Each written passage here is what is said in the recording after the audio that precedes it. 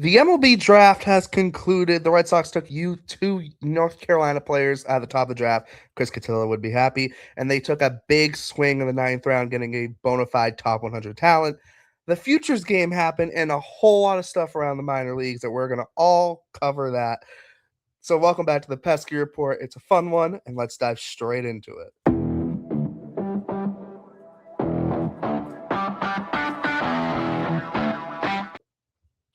As our video does not play, that's a fun one. Yay! We literally said into this we're going to do a cold open.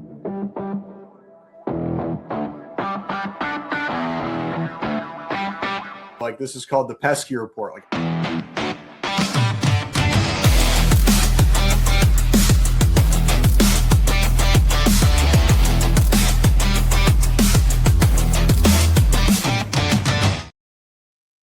It's funny. We said we're going to do a cold open, Hilarious. and the video doesn't work. Figures. However, though, we are back. This is episode 599 of the Pesky Report, brought to you by Beyond the Monster. This episode is also brought to you by TJ Stats, advanced MLB stats and tools, including pitcher summaries, prospect rankings, and live pitch data.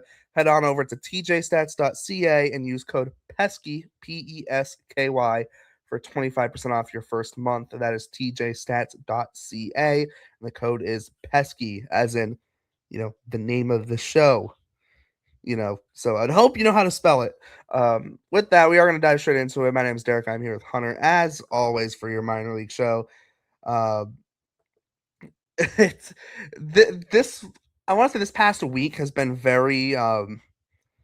It's been fun, but also interesting, especially I guess you could say this last weekend, obviously between the draft, the futures game, and we're going to start with the draft. And the Red Sox kind of made some noise there right off the bat. And we'll get into that, kind of the whole strategy of it. We touched a little bit on what could happen last week. But now that we know what's happened, we can really kind of dive into that a little bit more. We will say we do not know the actual signing bonuses yet. So we're not going to speculate and say, oh, this guy might be signing for X dollar amount. We're just going to say this could be underslot guy. This could be an overslot guy. But with that, though, let's start right at the top of the draft. The Red Sox had the 20th pick in this year's draft, and they took Jake Schaffner out of the University of North Carolina. He is listed as a shortstop. He was ranked 70th by MLB Pipeline, 98th by Baseball America, and ESPN had him ranked 51st. I will say one of the kind of interesting things with this pick that I thought it was funny. What do you know? A left-handed hitting shortstop, this time out of college, not out of high school, but the Red Sox going back to their old ways. Not necessarily, but I think it was funny them taking a shortstop. Obviously, he's listed at 6'2", 200. The kind of scouting report on him is that he's got a tall, athletic frame with some. I'm reading this off Sox Prospects just because my MLB Pipeline does not want to load, and so he's got a tall, athletic frame with some projection remaining, plus hit tool and bat to ball skills. Solid plate discipline and does not chase. I don't know. That kind of sounds very Red Soxy so far.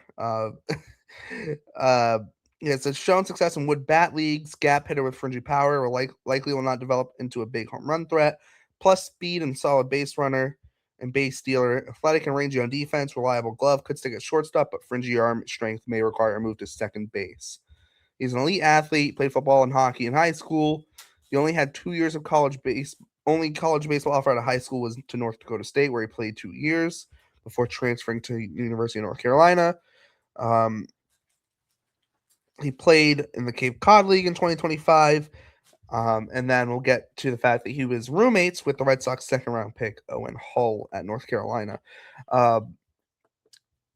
Just on this entire thing, so we kind of run through just his North Carolina stat line real quick. He hit 356, 474 on base, 552 slug, 19 doubles, 8 triples, 6 homers, walked 45 times with just 32 strikeouts, and he stole 26 bases last year. The profile screams Red Sox. I think you can probably agree with that, Hunter. We've talked about guys who fit the Red Sox profile or in the system or in the draft last year. This is a guy who seems like he fits the Red Sox system, does a lot of the things they like hitters do. The only thing that maybe he's missing is the kind of raw power, but as we've seen with some players, or even like in Franklin Arias this year, right? Power can be potentially tapped into, even if it's not expected. Uh, and obviously, the fact that this is very likely an underslot signing as well. Hunter, what are your thoughts on the pick? Yeah, it was. I feel like we saw a lot of. I don't know if disappointment's the right word, but fans weren't overly thrilled with the draft pick. I think everybody kind of had their head set on. There was like a lot of pitchers there. There was Bo Lawrence. There was just a lot of people that I think seemed like a big splash. And it's something I saw a lot of. Like I know you addressed it. Tyler Milliken addressed it. Coley addressed it. Chris Hatfield addressed it. A lot of people that follow the draft talked about the fact that it's very much a strategy.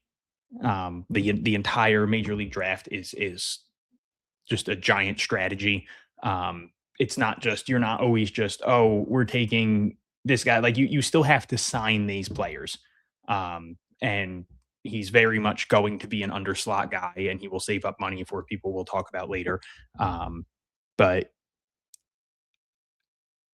outside of that, like looking past all the underslot, all the whatever you want to get into, I'm with you, man. I think he just fits the Red Sox so perfectly. Like this is a guy who hits for contact, doesn't strike out, walks, can steal bases, plays good defense. Like you said, probably end up being a second baseman.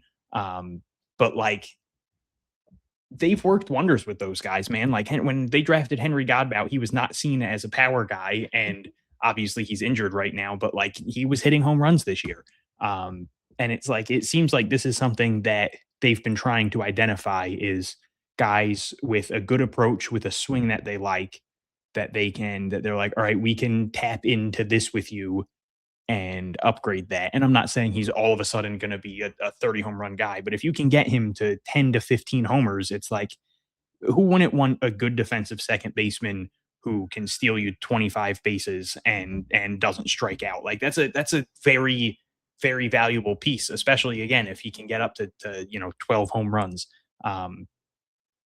Again, I'll throw out, I think it was Coley that compared him to or it might've been Tyler that compared him to Nico Horner of the Cubs. Like he just got the freaking bag this offseason. Obviously, he's kind of struggled ever since. I forget what happened to him. Did he get hit in the head with a pitch or something? Like there was a point in the season where he was killing it, and then he got like hit with a pitch or something, and he's kind of struggled since then. But like this is a guy with a very good track record who steals a ton of bases and is a Gold Glove second baseman, and he hits for contact. He puts the bat on the ball. And it tends to lead to good things for the Cubs. So I'm all for the pick. I love the fact that he is a college batter. The last couple times they've done like the whole underslot thing, like Mikey Romero was a high school hitter. Nick York was a high school guy. So he's going to, I don't want to say develop quicker, but he's further along in his development already. He's further along in his development. Yeah. I also like the fact that their first round pick was a hitter who is healthy, because that means we might actually see him this year.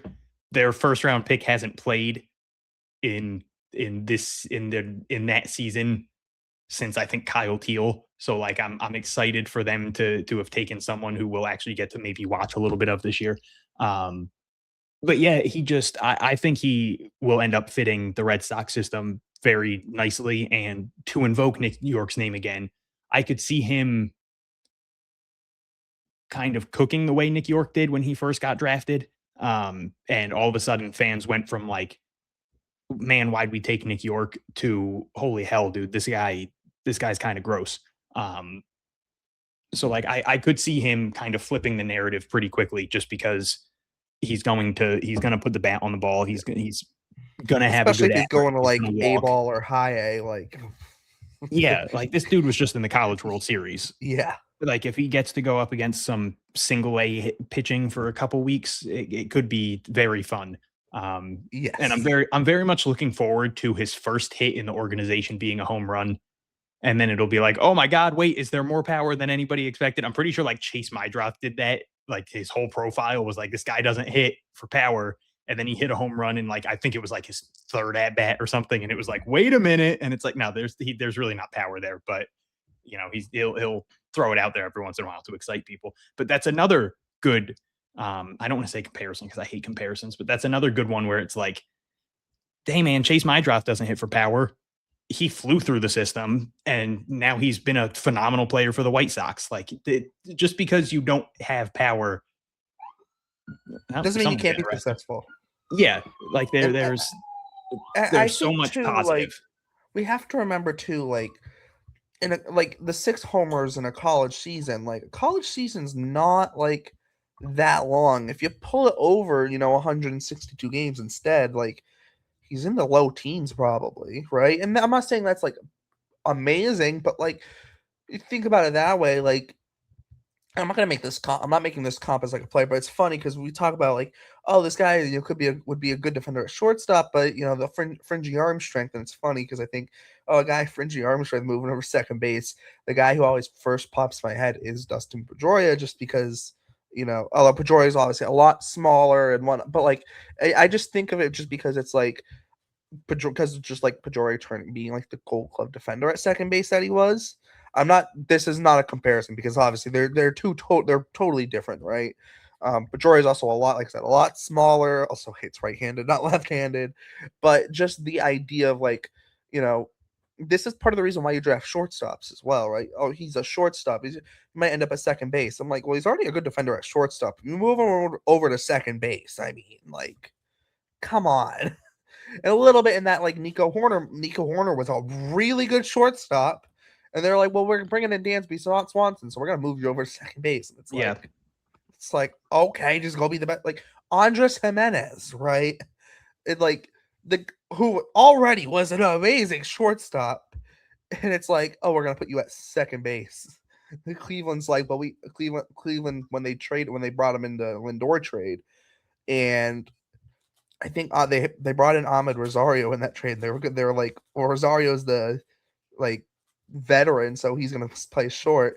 They put Jimenez at second, right? And it's like, okay, just make like the best defensive second baseman ever, I guess. Apparently, because we've seen it now that he's in Toronto playing shortstop. He is a really good defensive shortstop, right? But like things like this is like I said, it's part of the reason you take a shortstop as well, because maybe he can't play shortstop long term, but there's always second base, there's always third base, there's always the out, right? Odds are shortstop's going to be able to find another home as compared to let's say a first baseman, right? The one that's popped in my head is just like Nico Cavadas, just on like the idea of like Nico Cavadas is never going to go play third base or the out. Well, I shouldn't say never, considering there are certain teams he shouldn't be playing anywhere other than first base, right? Like you look at like Blaze Jordan, for example, right? Like strictly corner infield. Like maybe could he be tried in like a left field? Maybe, but I wouldn't advise it, right? And that's no shade to any of those guys, no shade at all. But like that, that's their position. Whereas you look at someone, like Schaffner, where you're kind of like, okay, like if he doesn't end up at short, there's a very clear home at second base should it not pan out, right? And he's, like I said, he's also athletic enough where like if they wanted to maybe move him around a little bit, if they wanted to maybe try him in the outfield, for example, it wouldn't be unreasonable. Yeah. I'm not saying they're going to, but it wouldn't be unreasonable, right? Because of the athletic profile. This has nothing to do with Schaffner, but I don't know if we'll really talk about him much, just because he was the 11th round pick. But Wills McGinnis was listed as a shortstop, like when they drafted him, when they announced the draft pick. He never actually played shortstop in college, so I'm just really interested why they did that. But it's just one of those things. Again, there's that narrative of like, oh, the Red Sox just take shortstops, and it's like, man, I think that sometimes they're just bullshitting though. He played first base, second base, third base, and right field, and they were like, call him a shortstop, I guess. Like, you had four positions to pick from, and you went with the one of the few he didn't play. Well, I mean, it's funny because like you look at their like draft, all the infielders they took are listed as shortstops. Yeah, they all are. All like Schaffner, I'm gonna screw this up so many times. We already know this. Manishinsky. One of the few notes I got, I tweeted it out earlier. Hold on, let me Matichinsky. Sox Prospects already has a pronunciation on it. There you go. Beautiful. So I learned a couple things from someone in the org. One of them was just that Jacob Webster will almost certainly only be a position player, which I think other people had already reported on anyway. But the more important one was that apparently Jace's nickname is Mata World Peace instead of Meta World Peace. So that's one of the greatest nicknames of all time. So from now on, I'll just be calling him Mata World Peace. That's good. But Schaffner, Matichinsky, McGinnis, Webster, Coates, all listed as shortstops, so that all their infielders that they took listed as shortstops. We're gonna move on to their second round pick here, which is Owen Hull, obviously outfielder of North Carolina, Schaffner's teammate and roommate at North Carolina. His rankings, MLB Pipeline had him 67, nice, and he was also picked 67. So kind of matching up also too. The kids will love it. Baseball America had him ranked 60, and ESPN had him ranked 62nd. So Hull's he's listed at 6'4", 215. The kind of scattering report is tall athletic frame, makes solid contact, but swing lacks loft, solid plate discipline, fringe to average current in-game power, but has shown better raw power and has the potential to add more home run pop with swing mechanics. Does not currently hit the ball in the air enough to get to his power, and a primary development goal will likely be learning to put the ball in the air with authority. First of all, sounds very Red Soxy. Just that far. Above average speed, but can be a little slower out of the box. Solid range, reliable glove. Played center field and right field at UNC after primarily playing right field at George Mason. Fringy arm strength could limit him to center or left. And then they kind of go on a little bit about his background. Black belt in karate. He was an Eagle Scout, etc., etc. And then that he was roommates with Schaffner. So similar in a way to Schaffner, feels very much like a Red Sox profile. And then last year with North Carolina in 69 games, 393, 505, 615, 27 doubles, 2 triples, 9 homers, 87 RBIs, 48 walks to 49 strikeouts, and then 18 stolen bases. Again, very much a Red Sox profile there. And the thing, too, that you look at between the two of them, they both draw their fair share of walks as well, which is nice to see. Definitely feels like there might be a little bit more power potential. We've seen the Red Sox with guys who, Roman Anthony, Justin Gonzalez, etc. Oh, this guy's got great power, but, hits a lot of balls on the ground. Okay, let's get him to lift the ball more, right? This feels very much in that alley as well, kind of tapping into that power. Hunter, what are your thoughts on this pick? Yeah, I was a big fan of this pick. I'll be 100% honest. It's gonna be really hard for me to hate a pick just because there's always things to like about someone. And as much as people love to shit on Breslow and Driveline and just the Red Sox organization in general, they have done a phenomenal job of knowing the type of player that they can work with and succeeding in getting him at least to a point where he is better off.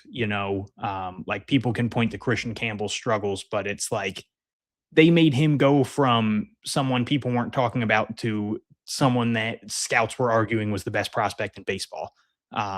Again, someone like Henry Godbout, someone like Mason White. Obviously there's 1,000 pitchers, which again, we've been talking about how like, oh, these guys fit the mold. They took a lot of pictures that fit their exact mold of this is a massive dude with crazy extension. So like I'm always, whenever I see the draft picks, I'm always immediately trying to figure out like how does this guy fit into the system. And it's like you said, he's got he's got good power potential, but oh, he was hitting the ball on the ground too much. And it's like, hey man, that's Roman Anthony, another guy who was like obviously not an unknown, like he was a early draft pick, but like didn't have all that much buzz around him. And then within a couple months, it was like, my God, this is it's a god of baseball. And it's like clearly they have been able to identify the type of player they want, the things that they need to work on, and then improve those things. And yeah, I think first off, I love going back to back college bats to start, and then throwing in the high school bat next, where it's like, all right, here's two guys who are more polished and refined, and we can maybe they'll move up quickly, and then the next guy is this project guy who will have to rework some things, but if everything works out right, he's going to be phenomenal. So it's like, to me, that's a fun mix of here's the guys that can get us where we need to be quickly, and then here's a guy who maybe a couple years down the road is going to be a dude. But yeah, I this was like a B plus for me, with potential to go a little bit higher if they can get the power going, because he also has enough speed to get you 20 plus steals. But also potential to drop down to like a D minus, because you mentioned that he's a black belt. And if he is on the Red Sox and doesn't get in a fight and hit someone with like a crane kick or something, I'll give him like 3 years in the majors. And if he doesn't do it within the first 3 years, it's dropping down to a D minus, because that's just a waste of potential. Yeah. No, another guy to like, similar, like obviously, like we're gonna assume that the Red Sox are gonna keep those two together. One, they're playing the same exact competition this past year. Two, whenever they get to Fort Myers, let's be honest, they're probably gonna be roommates. Whenever I would, like I said, I'm assuming the Red Sox are probably gonna keep them together, right? It does help when you have someone that you're close to, I would assume, or I'm assuming it would help, especially as you're kind of navigating pro ball for the first time. It can't hurt. I'd say that having some familiarity there. So I think too that's going to be a good little advantage for the two of them, just in general, and kind of getting their feet settled, getting kind of settled in. But yeah, Hull is going to be. I do like the profile, and whether he ends up in center field long term, who knows? Also, because if it's in the Red Sox system, I mean, does anyone playing center field over Cedon? Like, like, let's be honest here. You know, look at the Red Sox, like big league outfielders. They all realistically could play center field. Like, Willier could play center field. Jaron could play center field. Roman could play center field, but they're not going to. Right? Because you got Cedon there. So whether it's center field or not long term, I mean, doesn't mean he can or can't. It also could just mean, the White Sox might just have the best defensive center fielder in baseball. But no, I like the profile a lot. I will also add too. I will kind of add other rankings to this. Overslot had they had Schaffner a little bit higher than other people had him. They had him at 55. They had Hull at 87. So kind of throw those rankings in. That's done by Joe Doyle and the people there, which Joe Doyle also do elite follow, especially during draft season, but even if you want college baseball stuff, high school baseball stuff, like great follow for that, for all that stuff as well. But yeah, no, great. I think both those picks, good picks. Schaffner's probably, I wouldn't even say probably, will definitely be underslot. You could maybe even throw an argument that Hull maybe or like maybe is, maybe isn't. But he's definitely not going to be overslot. I'd be shocked to see him be overslot. So bare minimum, he's going to be at slot value. And it wouldn't shock me if he's a little bit under as well. The next pick the Red Sox made, you already touched on him a little, but at pick 96, the Red Sox took Jace Matichinsky, high schooler out of Wisconsin. He's 18 years old, listed at 6'4", 195 pounds. The scouting report per Sox prospects: it's projectable, athletic frame, fringe average hit tool, likely will require adjustments to smooth out and shorten his swing. Average present power, has the potential to develop plus raw power with further growth, plus speed, above average to better defender at shortstop with an above average arm, has a good chance to stick at short. Elite toolsy athlete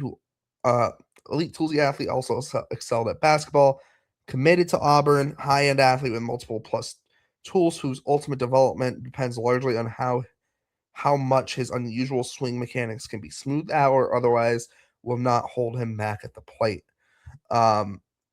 So his draft rankings, MLB Pipeline had him at 131, Baseball America had him at 102, ESPN had him at 77, and then Overslot had him at 77 as well.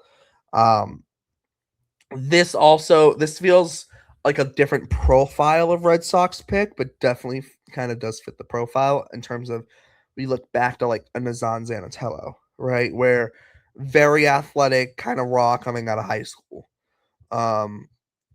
Not saying it's exactly that profile, but also you see certain things like, okay, like, the power could play, but he's got a little bit of a funky swing. I don't know, that screams someone familiar. I don't know if it does or doesn't. I think it does. And then also too, just like I said, just big kind of wiry frame that also kind of throws it back a little bit to Zanatello as well. The Red Sox, obviously, when we say the guy fits the Red Sox like profile, there are multiple profiles that they seem to like. Obviously, there's a couple profiles, like, especially with position players, they seem to like they're kind of contact oriented guys that they think that maybe can add more pop or they can get more pop out of. They like the guys who already have plus pop and they think they can develop the other parts. Think of like a Mason White, right? Kind of coming in already having a good decent amount of pop. But okay, maybe let's improve. We can improve the bat to ball skills, or we can improve the plate discipline here. And then they have like that kind of like big kind of athlete profile, which is more so a high school profile that they like to target. But like, look, think of someone like Zanatello, like I mentioned, like big athlete, very toolsy, but there is going to be a lot of development there, and a lot of that does also come with the fact that you're drafting out of high school versus drafting out of college. But with Matichinsky, definitely, like I said, if you're looking at that last profile, definitely kind of seems to fit that profile. Should be overslot, I'd assume, just because of the commitment to Auburn. And that's the other thing with kind of college commitments, right? So Matichinsky is where he's ranked is around this pick, give or take, right? Depending on where you look. But just because he's around that pick doesn't mean he's going to be slot value because he's a high schooler with, let's be honest, a pretty big college commitment in Auburn. So you have to consider that as well. So odds are this is probably going to be a little bit over slot, you would assume. But with that, Hunter, what are your thoughts on the Matichinsky pick? Yeah, I think he's got all the tools to be a really, really, really special prospect. But again, just with any high school guy, there's always a lot of boom or bust. There's just so much growth that they're going to need to do. Like, unless it's, Bryce Harper, there's always going to be like unless it's like a like first overall pick, there's a lot more question marks. And even then, obviously, it's still like, oh, well, there's usually a long way to go. But I don't know how I feel about the whole reports of like, oh, they'll need to completely rework his swing. There's just been a ton of the, they need to fix this, that, and the other thing. I'm all for, and obviously I'm not important enough for it to matter, but like there's much smarter people than me that come up with these decisions. But I'm all for letting someone do what works for them until it doesn't work. Like I think that's what got Christian Campbell so far. And Hunter Pence is another guy who like used to get brought up with Christian Campbell as just like hey, this guy's got a really weird swing. It's unorthodox, but it works for him, and he had a really long, successful MLB career. Now, you could also argue, being a high school kid, he's much younger. So maybe it's just like they feel like it would be easier to, hey, let's fix you and let you work on everything in the low minors, and by the time it's all figured out, we'll be good to go. Uh, but I'm still a big fan of just, hey, let's see if this keeps working for you. And who knows, maybe it works your entire career. Maybe you start having issues in double A, and maybe that's what they're scared of, is like, man, once he gets up to, the high levels of the minors, then it's too late to change his swing. I don't know.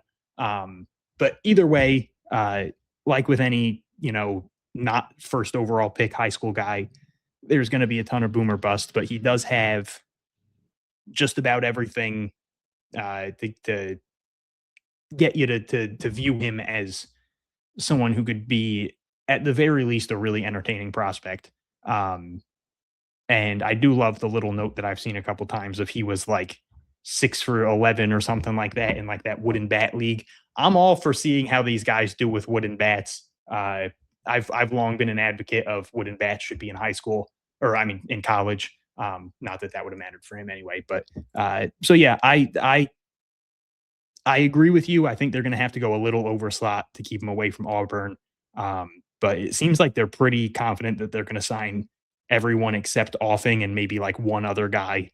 But it doesn't sound like it's any of the first like 10 picks. So yeah, I'm intrigued to see what they can do with him. And it wouldn't shock me if we're talking about him in 2 years is like, man, how the hell did the Red Sox get him at the 96th pick? Like, I think he could be one of those guys. And if it goes the other way, that's perfectly fine. Obviously, you want everybody to work out as best as possible. But I think they got more than enough talent on the position player side. Obviously, they got a ton of pitching too, but they got more than enough talent on the position player side this draft to kind of fill those needs, which is why they could do something here where it was like more of a roll of the dice. We're going to have to figure some things out with this kid, but you're not in a spot where you need him to be ready to play in the majors in 2027 or 2028. So it's like, hey, take your time, figure everything out. So this is one of those picks. I mean, obviously you can't really grade any pick immediately. But I think this is one of those picks that we're going to have to wait a couple of years to really see the rewards, but they could be very fun. Yeah, this is also a guy too. Like, let's be completely honest. Like, odds are you're not going to see him in the big leagues till probably potentially like 2030, maybe. Right? Like, this is a guy that the Red Sox ultimately are going to have bare minimum will have control until 2030, the end of after 2030. He's not going to be Rule 5 eligible till after the 2030 season, right? So, in that sense, that comes with high school. It's like, yeah, it's probably going to take some time, but like that's totally okay, right? You're looking at a guy who's 18 years old. He's not going to turn 19 until March of next year. So this is a guy that, there's not going to be any rush here, right? With the swing changes, maybe I'm not opposed to like tweaking things. I'm also not opposed, considering because he's only 18, maybe seeing what it is, especially too, like, also wouldn't shock me if they kind of see where it is as like kind of rest of the year down in Fort Myers, see where it is, and then maybe look to tweak something over the off season or something. Who knows?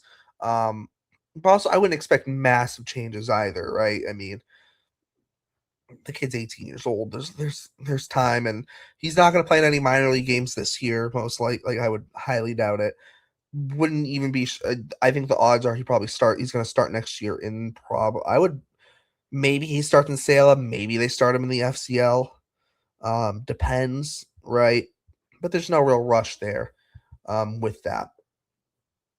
Next, we'll get to kind of the big overslot picks. I just want to run through real quickly the kind of next few picks for the Red Sox. So that was it for day one. They didn't have a second round pick. Obviously, the whole pick was a competitive balance pick that they got from the Brewers. They love those Brewers picks, man. Yeah, and then they didn't have the fourth round pick. So heading into day 2. We knew they were going to go kind of underslot somewhere. Their next few picks, they took Lucas Davenport out of Baylor, Brett Landman. That's going to be a fun name. Unless it's like Sox was saying Landman. I'm calling him Landman. That sounds way more fun. Sounds way more fun. And then in the 7th round, they took Kita Adetuyi. That's one that's going to Give take a that while. give that one more try. Kita Adetuyi. That's per Sox prospects pronunciation, so that's what we're rolling with. And then in the 8th round, they took Josh Volmerding. Kind of a fun name as well. So all those guys, 5th round through 8th round, all of them pitchers. And just kind of for some of the list on those guys, Davenport 6'6", 230, Landman 6'5", 228. Adetuyi, he's only 6'1", 190. But kind of the report was kind of that. What I got out of the report was he's more of your traditional kind of lefty pitch mixy type guy in a way. It was funny when I heard that. I'm like, oh, so he's like the Connolly Early to the Peyton Tolley. It's just off like the big league roster, right? Looking at it that way. If you kind of want the overhead view of it, where Tolley kind of fits the Red Sox idea of big extension, good, great fastball, whereas Early's doesn't fit that, but he still has success because he can mix pitches, throw a pitch mix, right? It has a feel for a lot of pitches. And then Volmerding is listed at 6'4", 210. So keeping up on their kind of big pitcher thing. Obviously, the Red Sox are going to see stuff there that they like with a lot of those guys. Like I said, all of them but one fits into their kind of big pitcher thing that they like, Hunter. Just quick on those picks. Is there anyone that stands out for you, or just the group in the general? Is there like kind of a feeling? Because it feels like they all kind of fit the Red Sox. Like I said, the kind of big pitcher thing, big extension.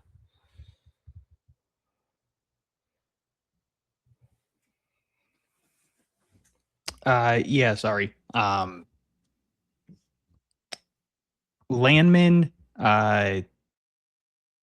kind of does go down like the Peyton Tolley route of needs to work on the secondaries, but big lefty with crazy extension who they think they can unlock more with the fastball. And it's like, man, that is literally just how you would have described Peyton Tolley coming into the draft.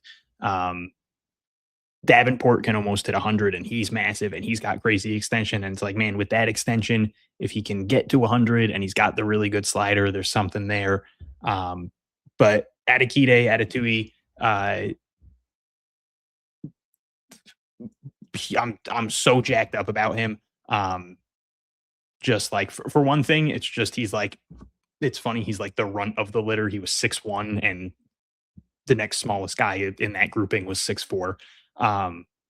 But like he's currently only sitting around 92, but he's got a disgusting sweeper. He's got a decent changeup. He feels like someone who I could see becoming one of those like must watch. Everybody's excited whenever he's on. Like there's certain guys now, like obviously right now the obvious answer is Anthony Heinsohn, who I'll get a couple tweets about a week of people asking me like, hey, do you know what game he's starting this week? Because I'm gonna want to get tickets. And I always feel bad because usually the minor league teams are not great about announcing who is starting when. So I usually just have to be like, well, he pitched on Saturday, so it probably won't be until the end of the week. But I mean, I can't really give you any 100% answer because they are terrible with this.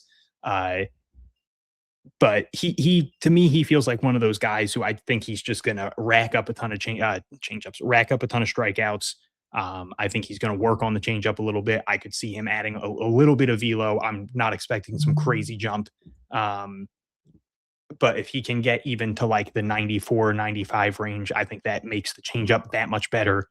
And again, like he can really just lean on that sweeper a lot. And I think especially in the lower levels of the minors, we're going to see him just absolutely humiliate a lot of hitters. So he was the guy to me that when they took him within 5 minutes, I was like, yeah, this might be my guy of the draft. Like this just seems like an absolute dude. So not to underplay any of the other guys, but he was the one that excited me the most, and he's the one that I think could you could see the quickest return on investment. Maybe not. I'm not saying like, oh, he'll be the one that gets to the majors the quickest, but he's the one I think that will be the most fun to watch, at least from the start. So yeah, I'm very thrilled with that selection. Yeah. Just kind of just throwing a couple ranks. So Landman was 307 on Baseball America, and Adetui was 442 on Baseball America. If you go over overslot, Davenport was 399 on their rankings. Landman was 335, and then Adetui was 534. So their rankings, they go over like 600. And then Volmerding was not ranked by overslot. So those are kind of, I guess, because overslot, they go, I think it's a 613, I think they went to on their rankings. So they go a lot further down the board than some of the other publications do. But with that, I think this is where we kind of get to the big part of the draft here. For the Red Sox, there is, really definitely the next 2 picks, but you can even argue the next 4 picks are interesting. But we're really just going to focus here on the next 2. We don't want to go too long here on the draft. In the 9th round, the Red Sox really made their big swing. Martin Shelar, 18-year-old out of Atlanta, Georgia, or at least that was his birthplace, actually. But out of Georgia, listed at 6'2", 205. He was committed to Mississippi State. The scouting report per Sox prospects: big, muscular, and exceptionally strong frame with minimal remaining projection, but advanced athletic maturity for his age. His hit tool is currently below average due to an over-aggressive uphill approach. It sells out for over-the-fence power, leaving him with high swing and miss, risk against advanced pitching. Elite plus to better raw power, showcased by 115.5 mile per hour exit velocity at the MLB Draft Combine. Lifts the ball to all fields, flashes above average straight line speed, but based on the instincts are raw. Slow first step, raw speed currently plays down during live game action. Possesses the athletic tools to handle center field, but needs to improve routes or he may end up in right field. Plus arm with easy mechanics, has been clocked at 94 miles per hour. Reportedly led all high school players in the nation with 19 home runs in 2026, while also managing to hit over 500 for the season. So committed to Mississippi State, intriguing, high risk, high reward prospect. If you want to throw it back to kind of the Zanatello profile in some ways of like big, big athlete in terms of like just a really athletic guy with super high potential. This is kind of in that same boat. So he was ranked 175 by MLB Pipeline. He was ranked 125 by Baseball America. ESPN had him ranked 80th, and then Overslot had him ranked 84th.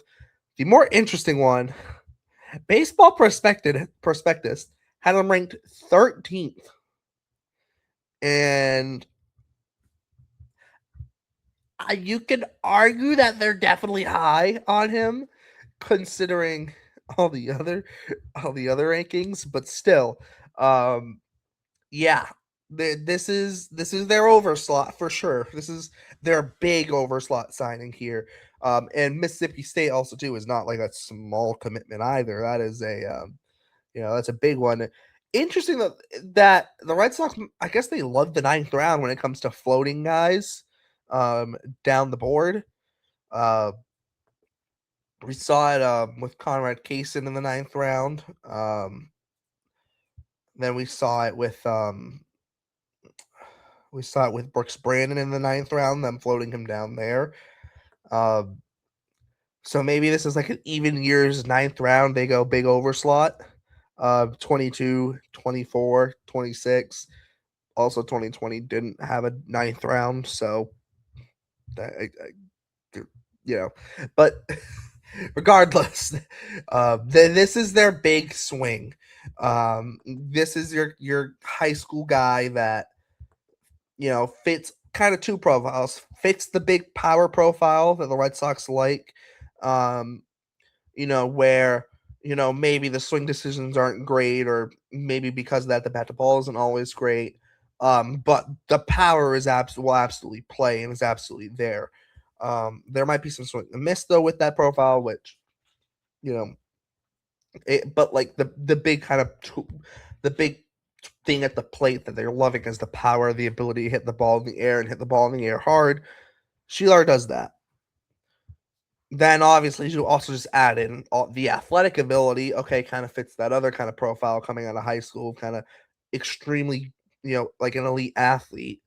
Mix the two together, and the Red Sox are really taking a swing here, and also really kind of showcases why going underslot can play to your benefit in an area of the draft like this, where okay, now you can make that big swing, right? And it gives you that kind of flexibility of, we think you might be a first, second, third round, wherever they project him to be talent, but we're going to now get you in the 9th round. Are they going to have to pay overslot? Yes.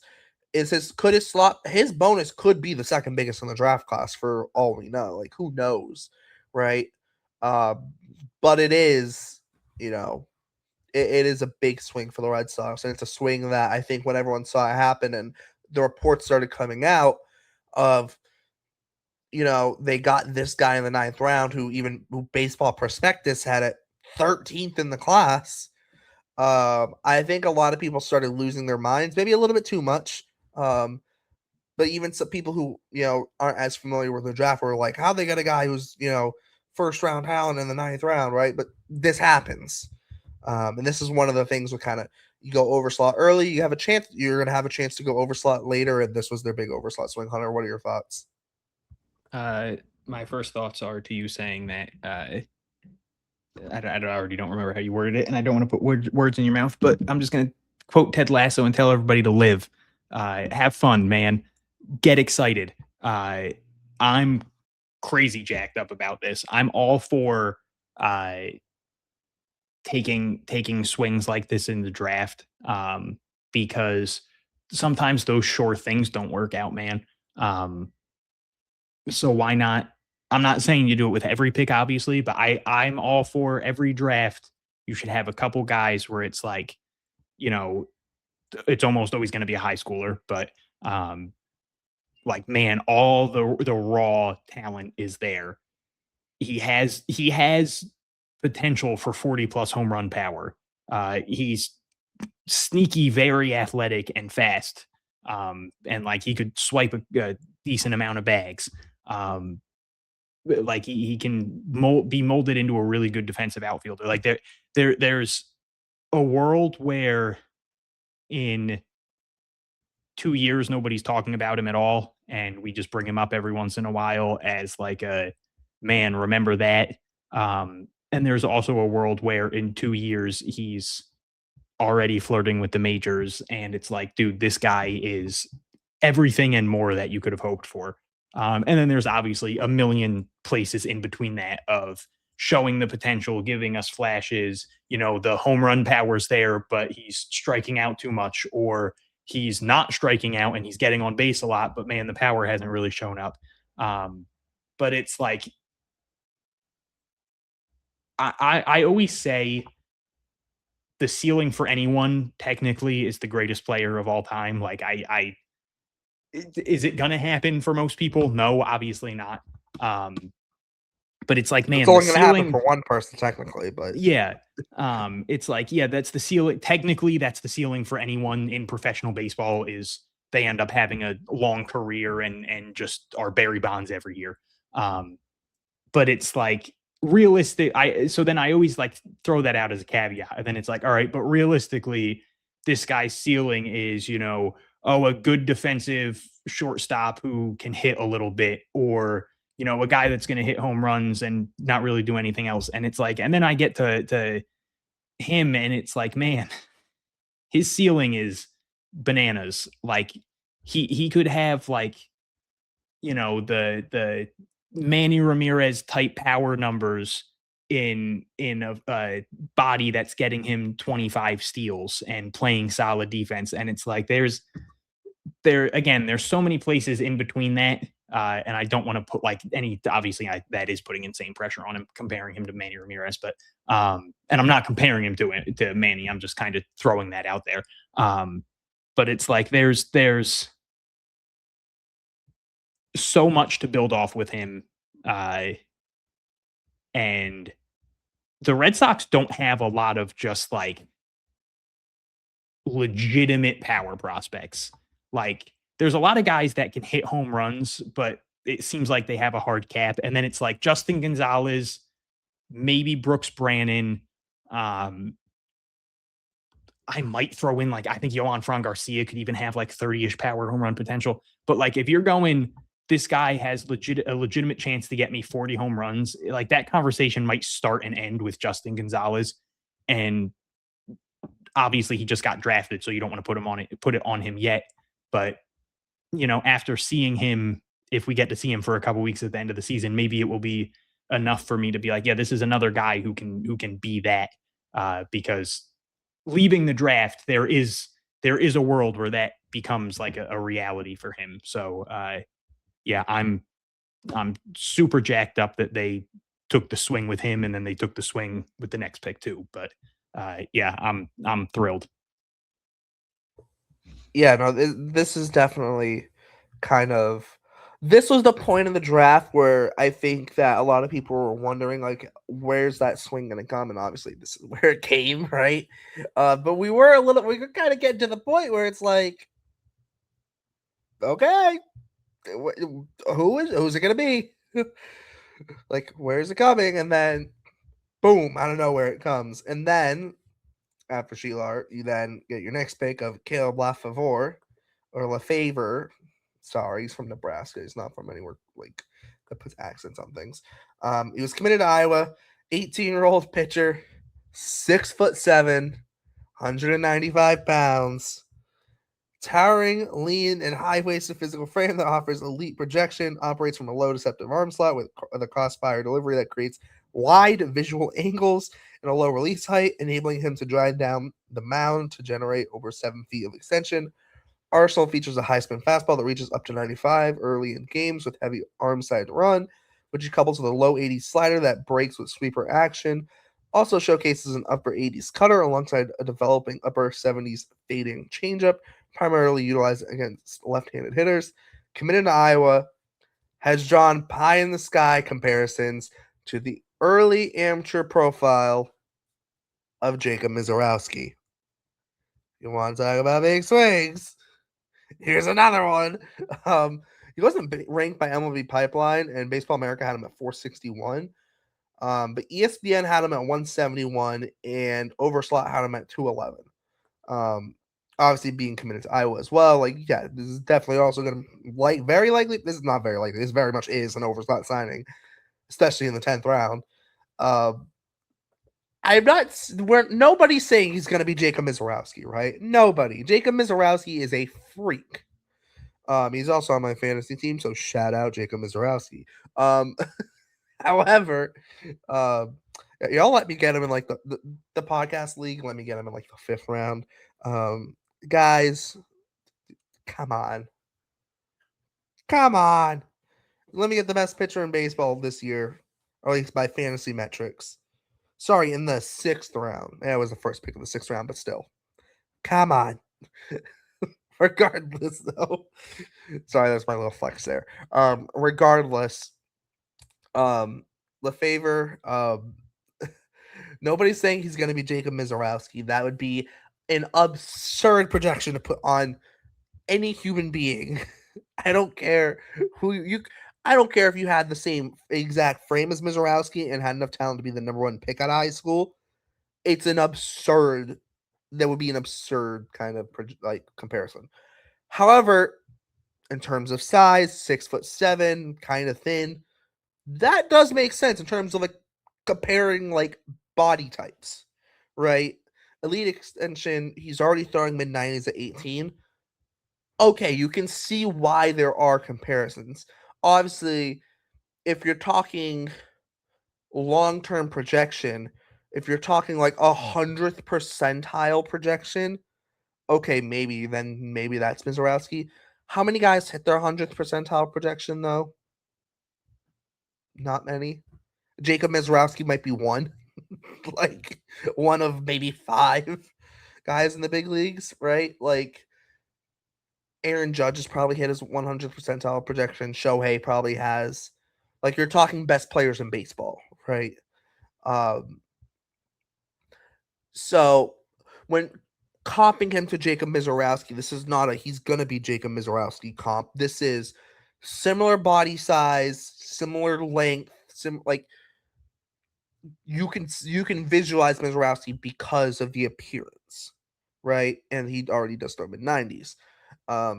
Some have said that he's kind of ahead of where Mizorowski was coming out of high school, but then again, Mizorowski's had enormous development since then, right?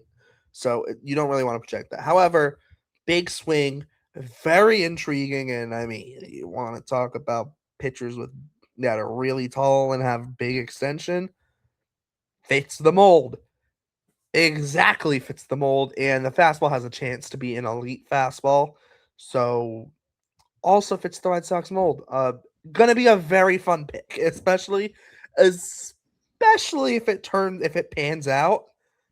Very fun pick, especially if it pans out. Yeah. Yeah, like you mentioned, just massive dude with elite extension. Again, this is where this is the reason I hate to do comps. Like you said, the whole Jacob Mizorowski thing, the point people were more trying to make was the build and like the pitch mix to work on. But it's like, I've already seen the people that were like, oh, we got the Miz, and it's like, all right, man, like you're putting just a stupid amount of pressure on him. And I'm sure it's not like he's sitting on Twitter looking at people saying this and being like, all right, I got to live up to that. But it's more than if he struggles for even 5 minutes, then it turns into a whole thing. But yeah, the fastball sits in the low 90s. He's got a really good slider changeup combination. And it's like, I hate to keep doing the whole if they can do this, but I mean that's kind of the point of the draft is you get people and then you work to improve them. Very few people come out of the draft ready for the majors. Obviously, no one from high school. But I mean, there's a reason you rarely see, like a David Price situation or, I mean, like Garrett Crochet technically never played in the minors, but that was a whole thing with like the COVID year. But if they can add a little bit to that fastball or a lot, who knows? I mean, we saw Peyton Tolley jump up just a stupid amount. But like you said, he's just going to be so much fun to watch. I'm sure there's going to be growing pains again. Like this is a teenager out of high school. So again, I urge people to not freak out whenever there are those growing pains. I know it's very easy to freak out in the Red Sox fandom. They're making it a little bit easier for us to be happy right now, but yeah, just he's one of those guys who it's like be patient and enjoy the ride because you're probably going to get a lot of really fun, just ridiculous starts that we're probably gonna be talking about a lot on here. Where it's like, man, Lefevre had 11 strikeouts this week. Like, man, he was that man. That fastball looks really good. Oh, the slider was gross this week. So, it's gonna be fun. And again, I love the fact that they took a couple really big swings this draft, where it's like you make so many moves, and there's so many levels in baseball, and most people are only really worried about the major league team anyway. And then there's just you're trading people and you're adding people in free agency and you're getting people from the Rule 5 draft and whatever it is. So it's like to me, the draft is the perfect time to be like, hey, let's take a big risk here. And I mean, it was the 10th round, so it's not like it's a crazy risk, but also Yeah. Plus, they he's probably had going to be money getting, left yeah, over it's as more of the well. money. Like, Yeah. this is where going underslot early definitely really kind of Yeah, it gives you shows that itself. chance to be like, you know what, let's put our balls on the table and do something that if it doesn't work out, no one's going to be talking about like, hey man, remember when the Red Sox drafted that high school pitcher in the 10th round and it didn't work out? Like, no one's going to be doing nobody's that going in to 3 talk years. about it too, because But people aren't going to be like, oh, the signing the bonus. They're going to be, like oh, it was the most 10th people, round pick. if right? he flames out in a year, most people are going to forget his name in 2 years. But man, if in 3 years he's cooking, it's like, holy hell, what a pick. Wow, that was an insane move by the Red Sox scouting department, and it worked. So yeah, I'm all for it. He's going to be so much fun to watch. Hopefully him and Sheila are on the same team a lot throughout the system, just because it'll be cool to see the two it'll be so guys, the fun. two high schoolers taken back to back, one Yeah. pitcher, one hitter, and maybe we'll get to see some really cool things from that. No, definitely. I think the other thing too here, it's same thing with Sheila, is we have to wait and really see what the signing bonuses are. Too, that's kind of the other big thing, because yes, they were picked in the 9th and 10th round. They're not getting 9th or 10th round money. They're definitely not. So it'll be just more interesting to see how that all pieces together. With that, we are going to kind of move on to the rest of the draft. Just kind of covered all with one. Obviously, they took Wills McGinnis with the 11th round pick out of Georgia State. He is committed to transfer to Arkansas, but he's also, like I said, coming out of college at Georgia State. Then Jacob Webster, who out of high school committed to Loyola Marymount. He is going to seemingly just be a position player. Mason Lay, right-handed pitcher out of Illinois, University of Illinois, Chicago. Jace Evangelista out of UNLV. Chase Frey out of Grand Canyon. He is committed to Oregon, though. Then Colton Coates, shortstop out of Louisiana Tech. So he's not ranked by any of the 3 that Sox prospects has listed: MLB, Pipeline, Baseball America, or ESPN. But Overslot does have him ranked at 341. So I guess we'll call that a ranking there. And then Alex Kranzler out of Vanderbilt, Ethan Offing, which we'll get to in a sec, out of high school in South Carolina. He's committed to Clemson. Luis Calderon, high schooler out of Puerto Rico, committed to Alabama State. And then Aiden Vander Hader, out of Dallas Baptist, committed to transfer to Virginia Tech. The big one here is Offing. He's ranked 377 by Baseball America. And then he is ranked 429 by Overslot. And this is kind of we talked a little bit about like the Phoenix Call type pick last week, where you go underslot early, you're gonna have savings. So God forbid you don't sign someone, you use those savings on someone like Offing, right? Where you're not really planning on signing him, but God forbid something happens with, either Sheila or LeFavor. You can go to Offing and say, hey, we have X amount of money. Will you sign for this? So you have to remember, let's say the Red Sox don't sign Sheila, right? They lose the $205,400 that are associated with that slot. However, they don't lose the savings that they made on the first pick or whatever other picks they made savings on, right? So let's say they have, hypothetically, $1 million in savings. Just hypothetically. It's a round number. It's a nice number, right? Let's say they have $1 million in savings, and now they don't get Sheila, right? Well, now they can just go to Off and say, we've got $1 million freed up. We're going to give you $1 million to play pro ball now. Or do you want to come, right? Now, a South Carolina kid committed to Clemson, that's going to be a very tough pull regardless, right? There's a reason he went in the 18th round. But that is kind of the strategy play with that pick. If he doesn't sign, don't be surprised. And if the Red Sox, if everything goes right with this draft class, he won't sign, right? That'll be because you get Sheila, or because you get LeFavor, right? And Matachinsky will he might be a little bit overslot, but he'll sign as well, right? Other than that, you're really looking once again with the pitchers, a lot of bigger pitchers. Mason Lee, or I'm assuming it's Lee, or it might be Lay. I don't know, but he's 6'4", 220. Evangelista is only 6'2", 200, so he's kind of the short one of the bunch. And then Frey 6'6", 215. Kranzler 6'3", 219. And then Vander Hader is 6'4", 206.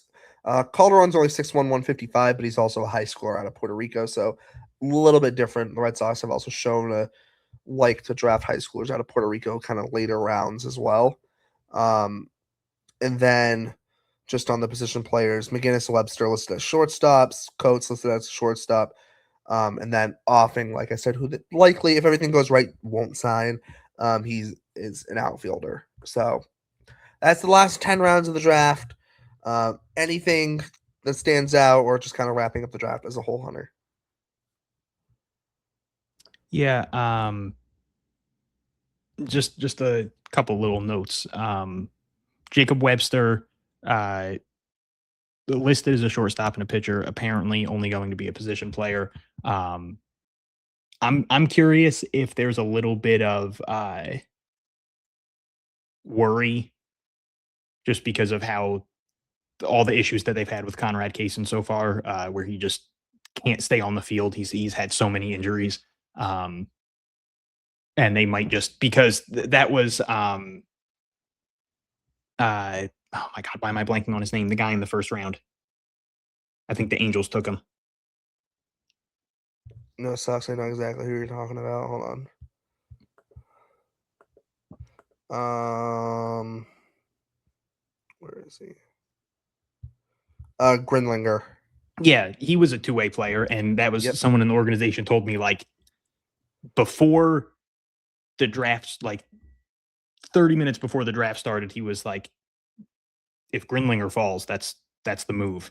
And I said, pitcher, position player, both, and then just got the immediate response of position. So like I'm curious if they've just gotten a little gun shy because of Conrad Kaysen's injuries, where it's like, man, we'd kind of rather just have you at a set spot and work there. Now that being said, I still haven't heard anything about Kaysen abandoning one or the other completely. So maybe not, but it is just weird that they at the very least had their eyes on multiple two-way guys, and for both of them,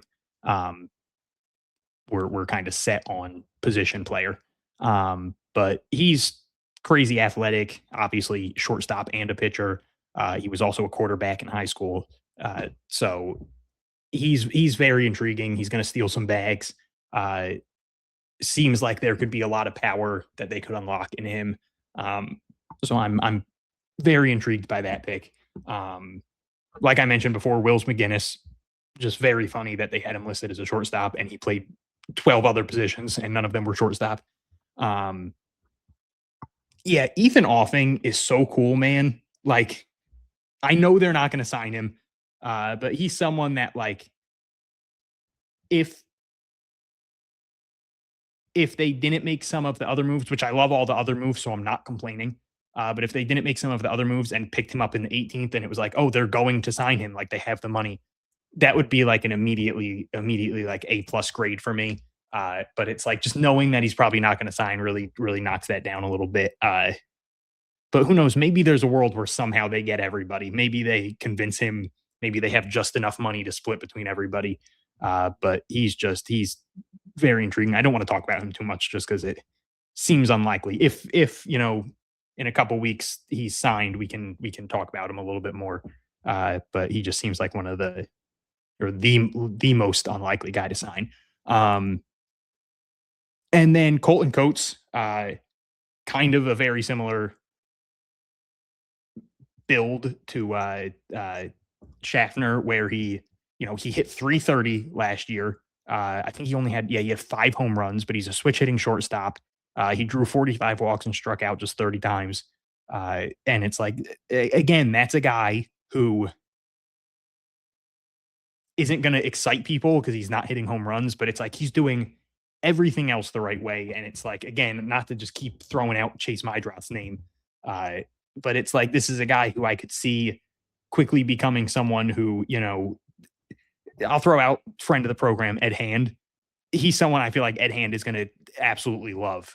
Like by the end of the year, wherever he's playing, we're going to hear Ed Hand be like, "Oh man, this is my guy," because he's doing all the little things and he's getting on base and he's putting the bat on the ball, and that does seem to be his guy. So yeah, I was very happy overall with the entire draft. I know people were overreacting after that first day, or especially after that first pick, but I think that they did such a good job of making the pick make sense and building around it.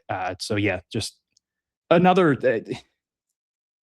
I hate sounding like a rah Red Sox front office guy, especially because I've been known to not be the biggest fan of Craig. But you have to give him flowers when they're owed, and I know that he doesn't have all that much input in the draft. But I mean, they knocked it out of the park again for what seems like the third or fourth year in a row.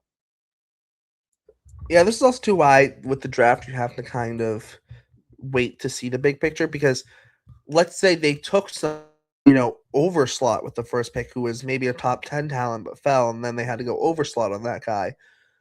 Now, as great as it is to get that guy, it's going to be harder to build out a full, complete class of guys that, you're kind of putting your faith in this draft class on that one guy. Whereas in this case with the Red Sox, you are getting a group of guys who can really kind of, and that's not saying you still can't get a group of guys with one really high paid guy at the top, but with the Red Sox having a limited bonus pool this year, especially, right? No second round pick, no fourth round pick. They do that, get the competitive balance pick and the trade with the Brewers, which in all honesty, a very, very key part of this draft, because the Red Sox, without that pick, their signing bonus pool would have been, I think, under 7 million.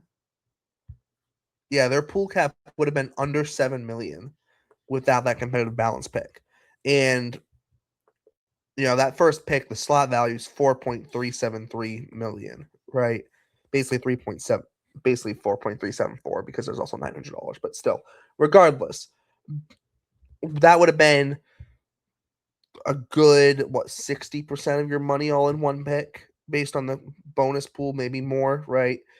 With that competitive balance pick, now that it's 8.2 million, then you get the overage, right? It brings it up to about 8.6, right?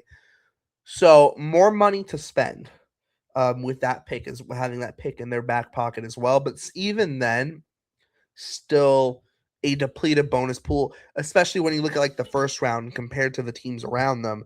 The teams around them all had a million more, if a million more, if not even more, even if not 1.5 million more potentially in available bonus pool money. So you look at where the Red Sox ended up in this draft, kind of money wise.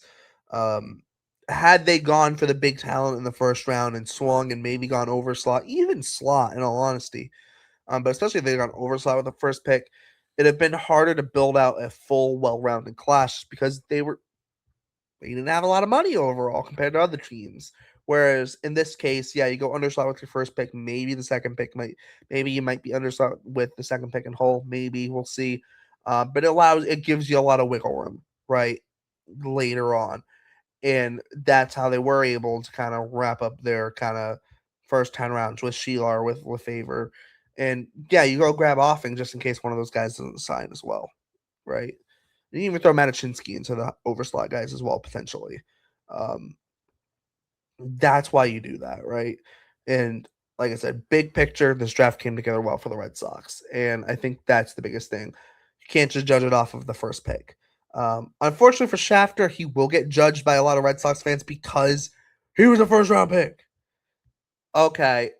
You know what? It would be actually hilarious to me if he ended up not, if you look at it, end up by the end of the, we see someone like, oh, Sheelar almost got as much money as Schaffner. We've seen him before in the 2022 draft. Mikey was the first round pick. He got 2.3 million. And then Roman Anthony got 2.5 million with the Red Sox third pick, which was a second compensation round pick at pick 79. Right. Also, imagine if Roman Anthony went and played college baseball at Ole Miss. Good luck, college pitchers. But no, but Roman was the third pick, but for the Red Sox that draft, but he got the most money, right? So in that, Mikey Romero got all the pressure of being the first round pick, whereas Roman was almost kind of their first round pick in terms of money, right? He was their highest paid pick, right? So in the similar sense, you look at between Schaffner, between Hull, like they're gonna grab a lot of the headlines because they were the first and second round picks, right? They're the first two picks by the Red Sox.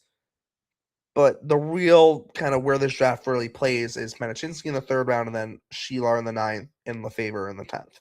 That's where this draft, the value of this draft, really shines through.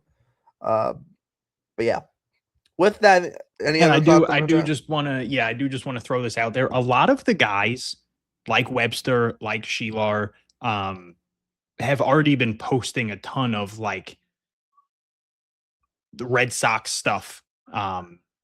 And just like, the welcome to the Red Sox and, like Sean Palmer put out a thing of, I think it was Sheelar, like a graphic of him, and he posted it on his Instagram. So it's like, obviously these guys aren't signed yet, but they're clearly excited. And the Red Sox clearly have had talks with them to the point of like, they're probably 99.9% sure that they're signing them. So that's especially with someone like Sheelar. Yeah. Yeah. So that's very exciting that they already seem to have, at the very least, had good talks with them to the point that he's posting things on his Instagram, which again, shout out to Sean Palmer. He's awesome. But yeah, so just exciting that they made these big splashes and it seems like it's already coming together. Yeah, definitely. With that, we're going to move on. We did have also the futures game this weekend. Franklin Arias and Anthony Ianson both played. I say played with kind of almost like air quotes, almost, because we'll get to it with Ianson. This is also just going to be a little futures game for him. So Arias started at second base for the American League. He went 0-for-2, had an RBI ground out, though.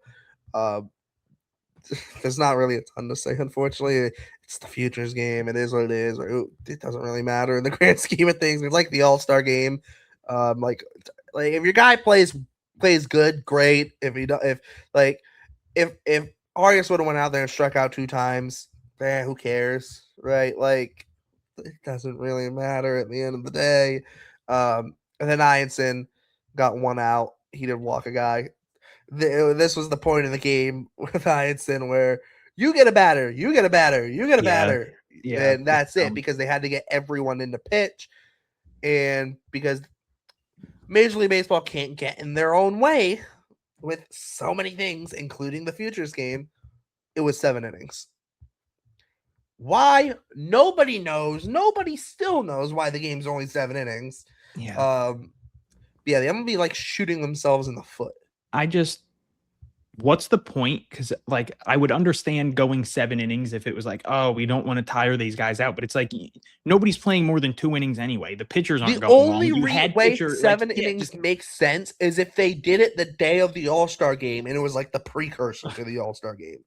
It's the only way 7 innings makes any sense. I won't speak for other fans of other teams. And I'm sure their prospects are also phenomenal, but it's like Anthony Ianson has a 1.29 ERA, a 1.51 batting average against, a 0.86 whip, 71 strikeouts, and 55 2/3 innings. As a Red Sox fan, I would have loved to see him get more than 2 batters. Like, those are insane numbers. It's not like he didn't deserve, and I'm not saying the other guys didn't deserve it either. Again, I'm not going to sit here and pretend like I know everybody's stats on the other teams. But it's like, I would have loved to see more from him. And I'm sure there's fans of other teams where it's like their pitcher also only got 2 batters, or one of their guys didn't even appear in the game. And it's just like, man, that's just, it can't be that hard of a thing to fix. It really can't. Make it 2 more innings, have it be do 2 games or something. I don't know, but it's like, you have the bodies. I can't imagine organizations would be that upset if it was like, Yeah, we're going to they had to figure out get a way 10 to get pitchers everybody to. in 7 Yeah, innings. Like, like I and don't think although the anybody one would be funny, the one mad. thing I will mention real quick though, guess who did get the win? Suck on that, MLB. I ain't got the win, so. But yes, no, it's stupid. 10 pitchers. The AL had 10 pitchers to get in 7 innings. The NL had 9 pitchers to get in 7 innings. Because the thing and is, if they're you at don't least want they're- them to pitch, you could just have them not pitch. yeah. Like if an No, organization like was just like, hey, we don't want Ianson pitching, they just then don't have him go. no, Or pitch him the- like the no, day the- before the thing, and then it's like, he can't. no, what makes no damn sense too is like in the 7th inning, the guys who came in threw 2 pitches to one batter, 2 pitches to one batter, and then 3 pitches to one batter. So their future, you have 2 guys whose whole futures game was come in, throw 2. They threw more pitches warming up in the bullpen. Come on. They probably had more warm-up pitches than they did actual, like on the field, than actual pitches in the game. Like, what are we doing? like, I mean, even like, and all like the whole 10 10 pitchers. If they had 9 innings, okay, you look at it and go, most guys go 1 inning. You might have a guy where a couple guys that maybe go 2/3 of an innings, right? But at least 2/3 of an inning is a little bit more like okay, right? Makes more sense at least than just giving them one batter. And if you only have 9 pitchers pitched like the National League team did, everyone gets an inning, splits it easy over 9 innings. And then you kind of look at the position players. The AL had 1, 2, 3, 4, 5, 6, 7, 8, 9, 10, 11, 12, 13, 14, 15 position players, right? So not everyone got subbed out of the game for the American League. The National League had 16 position players. So not everyone got subbed out of the game position player wise. I don't understand why you couldn't go and have 9 pitchers for 9 innings. Maybe each team carries a 10th pitcher. Yeah. And then you roll with 18 position players. Yeah, you do a 9-inning game. Yeah, you can make up your own rules. Have it be 50-man rosters. Who cares? Like literally, no, dead seriously. Like you run 18 position players. 9 guys start. 9 guys come in after the 5th inning. Boom, there you go. The starters play 5 innings. The I guess you call them reserves, bench guy, whatever, play 4 innings. You have 9 or 10 pitchers, right? Let's say 10, because God forbid someone gets hurt, or someone, or maybe not to go that deep. Let's just say like someone has a rough inning, right, and they can't get out of it. Okay, you carry 10 pitchers. What's 18 plus 10? 28. You know how many guys are on most minor league rosters, or how many guys most minor league teams carry? At AAA, the roster limit's 28. In the MLB, in September, what's the roster limit? 28. Right? Yeah. Portland is 28. I know Greenville's 30, and so is Salem's also 30, but like... I have another question. What happened to the games, man? What happened to when Roman Anthony won that? It wasn't a home run derby, but whatever that was. It was like a skills competition. It was a full did they only do that for like 1 or 2 years? Because that was awesome. I think the move to Peacock maybe where they were well.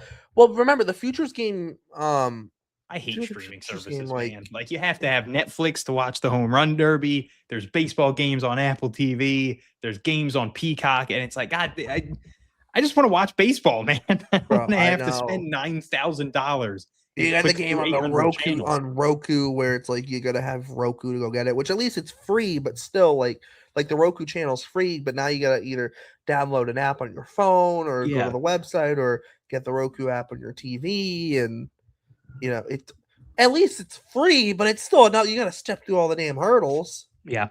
Okay,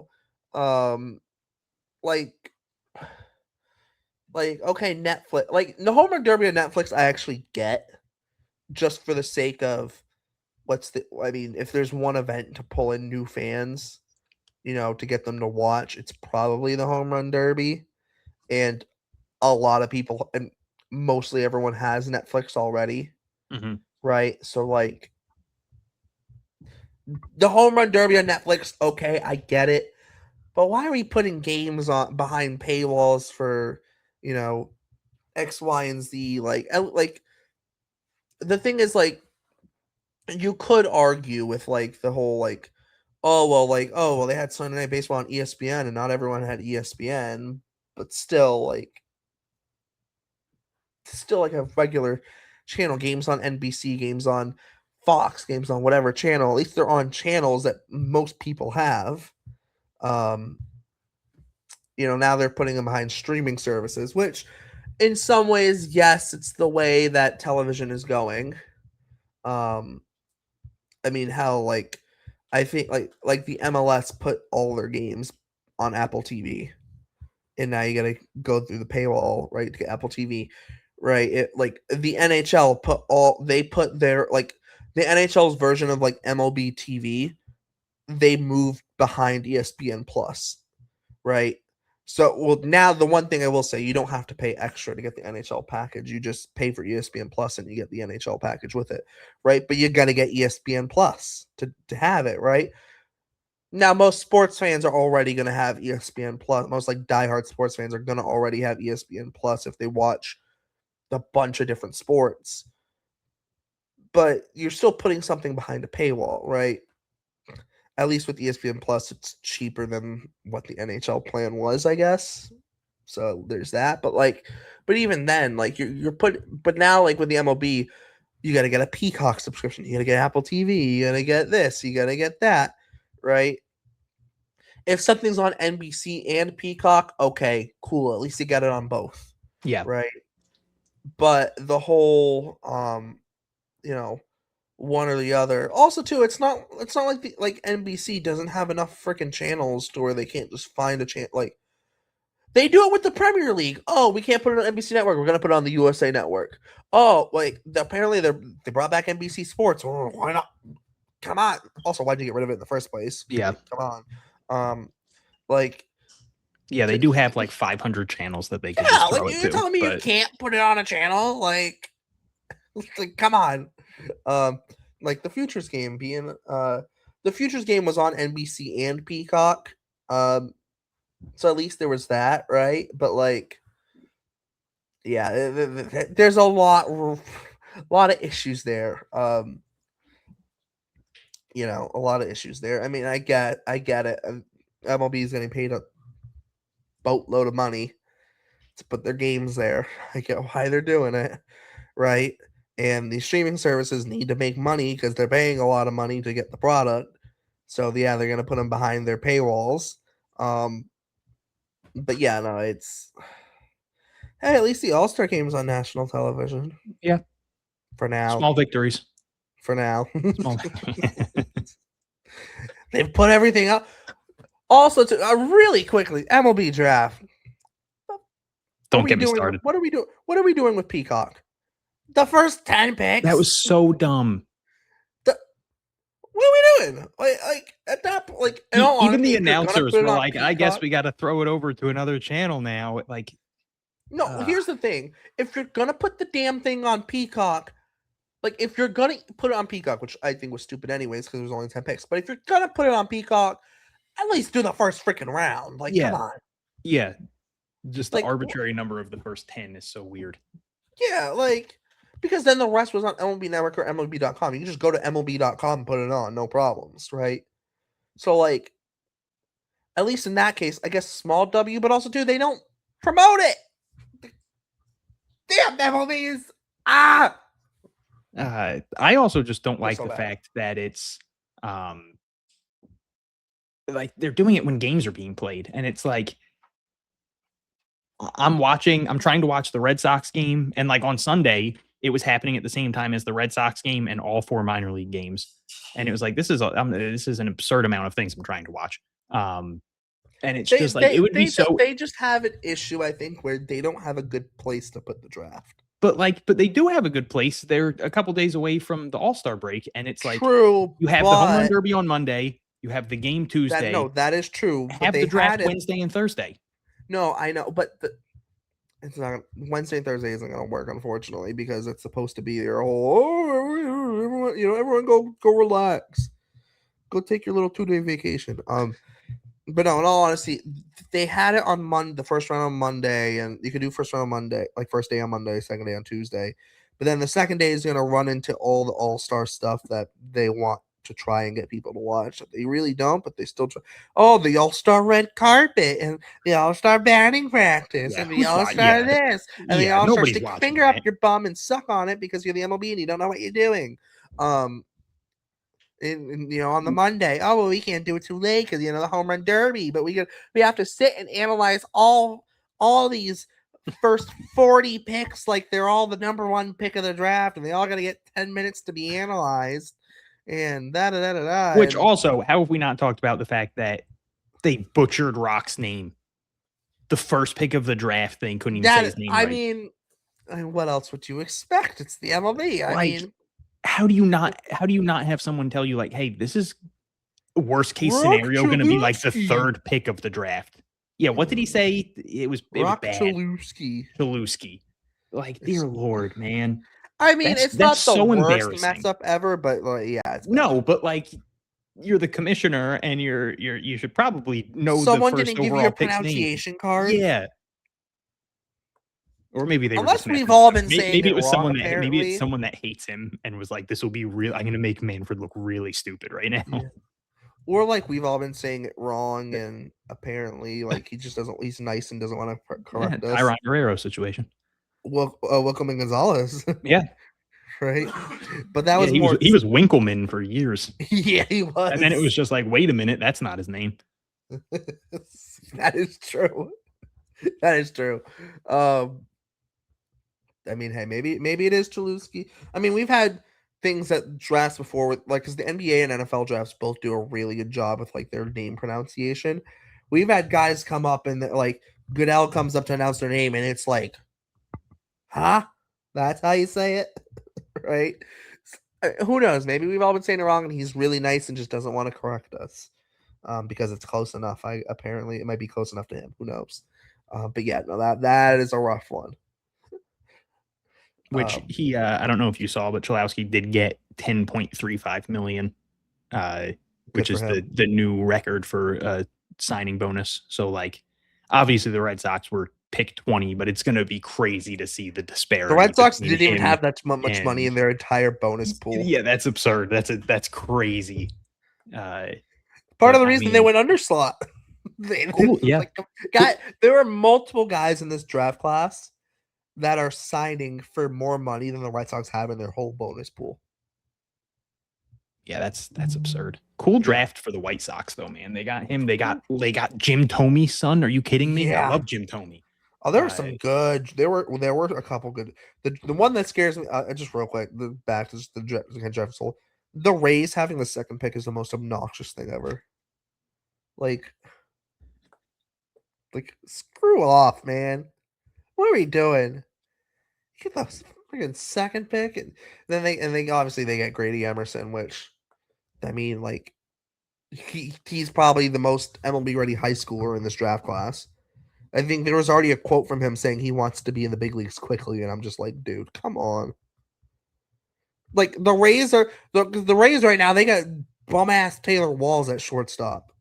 The guy can barely. Yeah, he's a good defender. So what? The guy can barely freaking hit. That damn left side of the infield is going to be obnoxious for the next potentially 10 plus years if they can keep the guys on their damn team. Well, yeah, that's the big question. Yeah, big if, but still, because they've been bad at that for years. Well, I mean, they signed Longoria long term at least. Like, who knows? Yeah, but dude, Longoria, maybe Longoria will get a split in the door with them and Caminero and be like, hey, yeah, you're keeping them. Pay him the money. Hey, they gave that one guy the money. Yeah. Exactly, though. That might make him a little gun shy. Like he might get like a $400 million contract, man. Caminero's so absurd. Like he's that good. Like I just don't think that they have the money for it. Imagine being Cleveland unless he takes a crazy discount.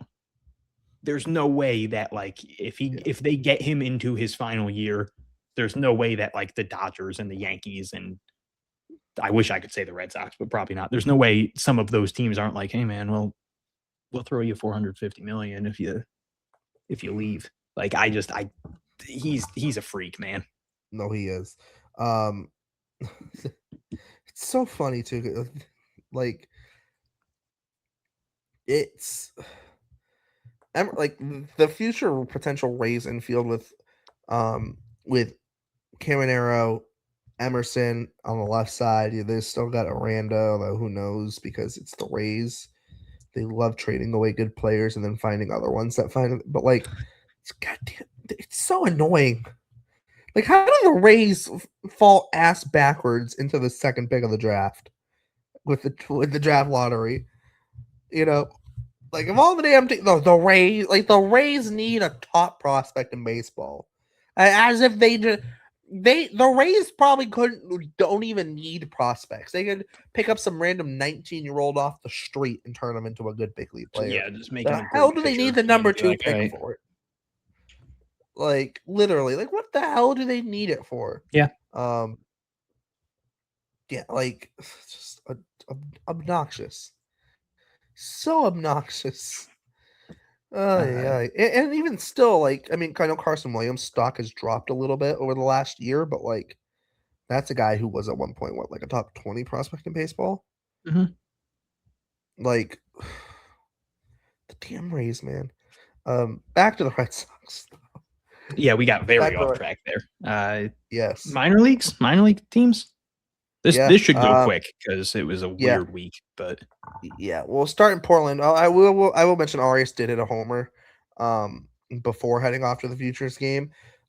Big story in Portland though, outside of obviously Arias and Ianson going to the Futures game. Ronald Rosario decided to just turn into a monster this week. 8 for 16, 4 homers, 9 RBIs, only 1 strikeout, also stole a base.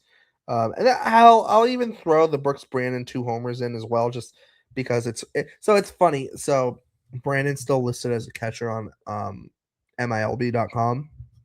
We know he's not catching, but the point's still going to stand here because the listed catchers on MiLB.com all hit homers.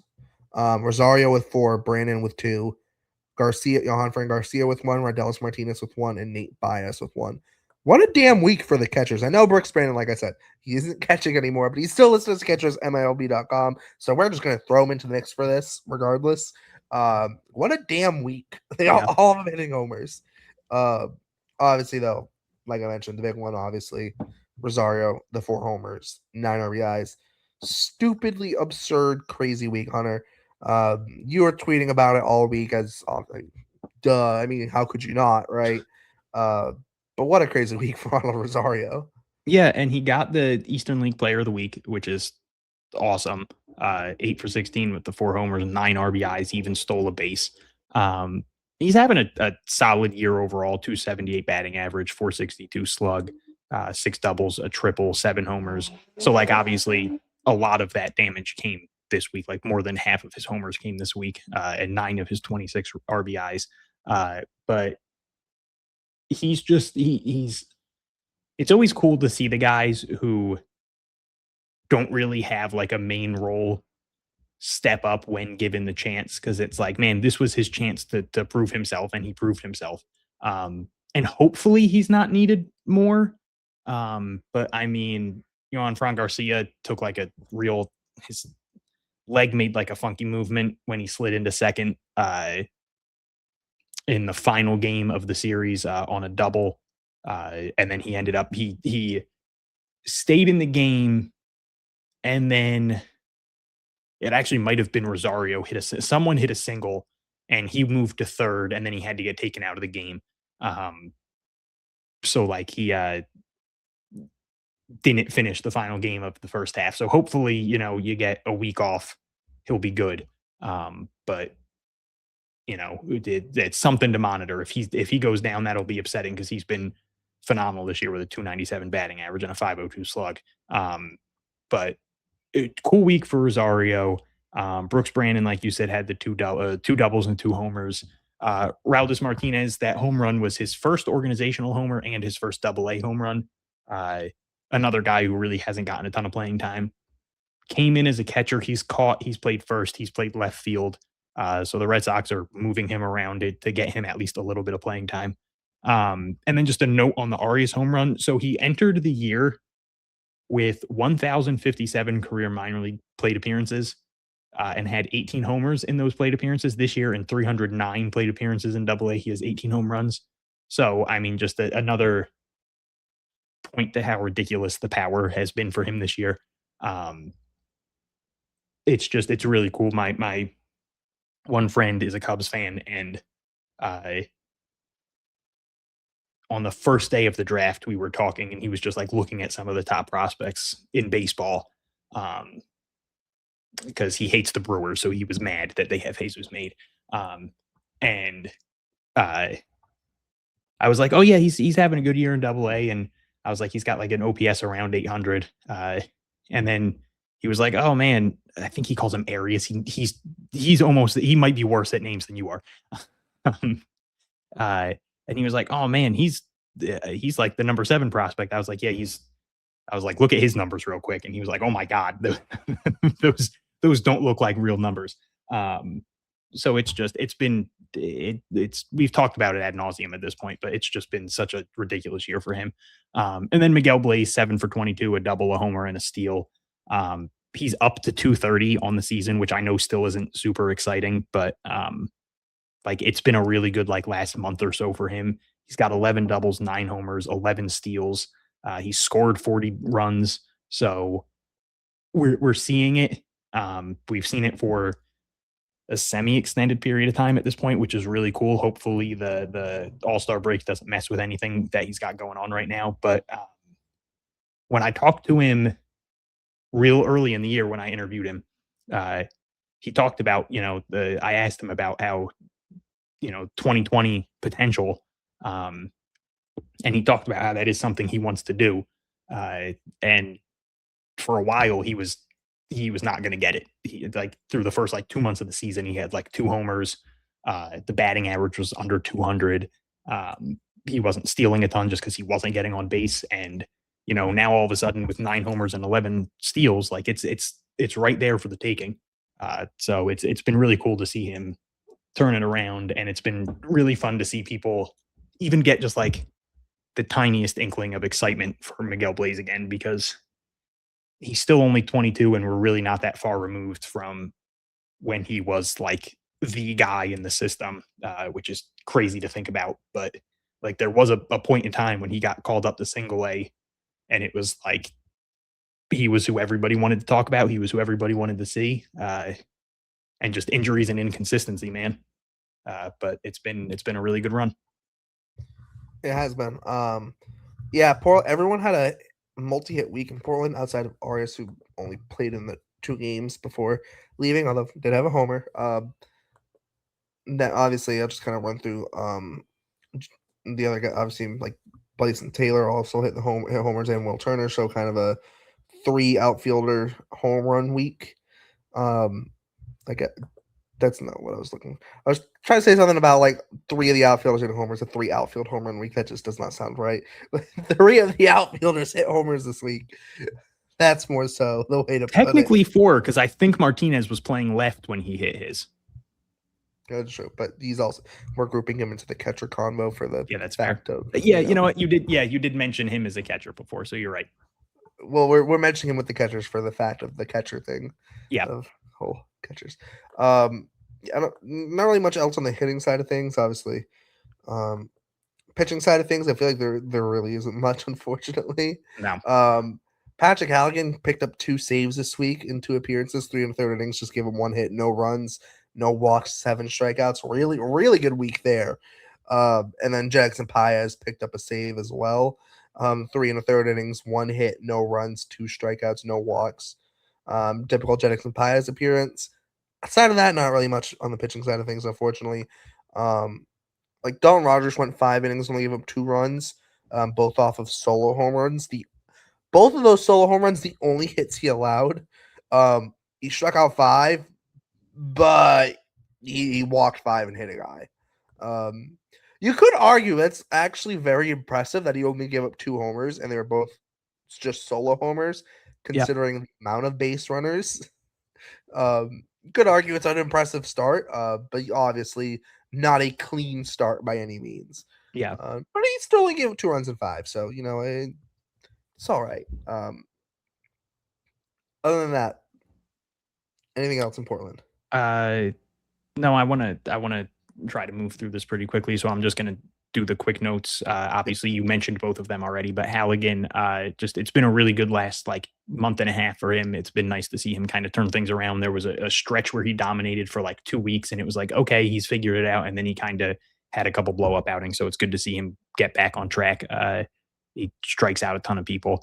Paez talked about him last week. He's now down under a 4 ERA. He's got a 3.86. He's got a 198 batting average against and a 0.83 whip. He's got 37 strikeouts, just 4 walks in 35 innings. Again, I don't know if it's just the fact that he doesn't throw hard. I don't know if it's the fact that the Red Sox have so many pitchers in the system. I don't know if it's the fact that he technically pitched in the majors to start the year for the White Sox. But it just does not feel like he's getting the love that he deserves for just how good he's been in Double-A. In what is his first taste of Double-A. Obviously, again, he had like 2 innings in the majors, but we won't talk about that. Well, I say that, I keep bringing it up, but like he does feel like someone who could absolutely factor in at some point. Maybe not this year, but next year I could see him being like a starting the year in Triple-A, ready to get called up whenever's needed. And he's someone I would trust to throw 5+ innings as a starter or give me 2 really good innings out of the bullpen. And then I know we were talking about the pitchers, but I do just want to throw out just probably not the first half that Nelly Taylor was hoping for, but he did go 3 for 3 with a walk, a homer, and a double in his last game. He's only hitting 183 on the year, but he does have 21 steals. He's played phenomenal defense. And it's been good to see him turn it around a decent amount the last, 2 months. Like he hit 254 in June, and he's only hitting 160 in July. But again, that last game in July was a big one. And it's like, if he can keep trending in the right direction, he's got 7 walks to just 8 strikeouts in July. So like there are positives there. We are a very pro Nelly podcast, so it was good to see him end the half on a very strong note. Yeah, friend of the show. And then we're gonna bump up to Worcester here. I do want to start on the pitching side of things quickly, because Nathan Hickey got himself an out on the mound. Shout out Nathan Hickey. We have to touch it on every week. Then Eduardo Rivera had a scoreless 2-inning appearance with 3 strikeouts, and literally just everything else was just zeros. No hits, no runs, no walks, no hit batters, no nothing. And then obviously, guys call up to the big leagues, and it seems like he's going to get some run in the big leagues. So that's going to be nice to see. He's had 2 appearances in the big leagues and has looked really good in both of them. And the Red Sox could kind of use the pitching help right now, considering the circumstances. Other than that, on the prospect side of things, not a ton. Hayden Mullins, 3 innings in his start, just gave up the 1 run to give up, which was a solo homer. Give up 4 hits, struck out 3. Did walk 4 though, but overall, just the 1 run over 3 innings. I think you can be okay with that. I think you'd be okay with that, and that's kind of it. Tyler Eberstein went 4 innings, gave up just 1 hit, which was a solo homer. Struck out 4, walked 1. It's kind of it on the pitching side of things, though, with Worcester. Nice to see Mullins, though, there. Yeah. He ended up pitching a game in Portland then to end the week. So I don't know if that was just kind of a one day they needed somebody type of deal. But it was kind of what you expect from him. He has really struggled with the command this year. I mean, that's always kind of been a thing with him, but it's been a little bit rougher this year. But he also has just a absurdly disgusting slider. So when, he generates a lot of bad swings. So it probably not the exact AAA debut he was hoping for, but certainly could have been a lot worse. Definitely. Anything else on the pitching side of things, or are we good to move on to the hitting side of things? Good to move on. I think kind of the star of the week hitting side. Tyler McDonough hit 2 homers, 6 for 15, a double, 2 homers, a walk, 2 strikeouts, 2 stolen bases. You talked about him a ton, Hunter, so I'll let you kind of go on him. But it feels like almost every week, and not just this year, but also there's a lot over the last couple of years where you've really touched on his versatility and how valuable that is. But him doing kind of having a week like this at the AAA level, it's definitely it's very nice to see. Yeah, not to continue to beat a dead horse, but it's just I get it that they had too many bodies, but it's just crazy that he didn't start the year in AAA. 6 for 15 double, 2 homers, 2 steals, 6 RBIs, 6 runs scored. In 26 games with Worcester, he's slashing 319, 419, 681 with 5 doubles and 7 homers. He's got 4 steals in that time. He's driven in 18 runs. He scored 19 more. And yeah, like he can play. He's a phenomenal defensive left fielder. He can play second. He can play short. Like they really just wherever he's needed, you're gonna throw him there, and he's probably gonna do fine. Switch hitter, like he really fits the mold of so many other guys who kind of have gone overlooked and then ended up getting to the majors. Obviously Nick Sogard, someone like Ryan Fitzgerald. Obviously Fitzgerald was just strictly a lefty hitter. But it's like he's moving around and he does it really well. And he didn't seem to be causing any issues when he was starting the year in AA. In fact, I remember talking to some players and they were like, "Hey, man, McDonough's awesome." I talked to, coaches, people in the organization, and everybody was like, he has a smile on his face and he does what he's asked and he does it well. Like I don't think anyone really would have blamed him if he was a little bit of just a little pissy, about starting the year in AA when he spent all last year in AAA and was very solid. And he hasn't caused any issues. He kept his head up and he has gotten rewarded by getting back to AAA and kind of forcing himself into the lineup every day. And it's like the Red Sox have too many bodies at the moment. Like they just had to send Nick Sogard back down to AAA because they were like, well, Siegler's here now and he's been awesome, and Romy Gonzalez is healthy.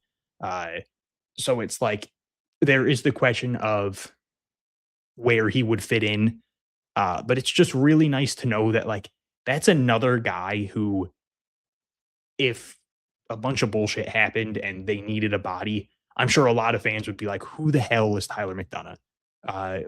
Cool, they're calling up a what is he, 26? A 27-year-old who's never been in the majors before. Like this is going to go so poorly. And then I think it would be an immediately like how people love Nick Sogard now. I think it would kind of like the flip would switch of it's like, oh, he does everything right. Oh, he can draw a walk. Oh, he's got a little bit of power. Oh, look at he just made a diving play in left. Oh, he just turned a really nice double play at second base. Like he would win over the fans, I think, within 3 games. And it's just nice to know that you have someone in AAA like that who isn't even the next name that's going to be called on. So it's like the Red Sox have done a very good job with depth.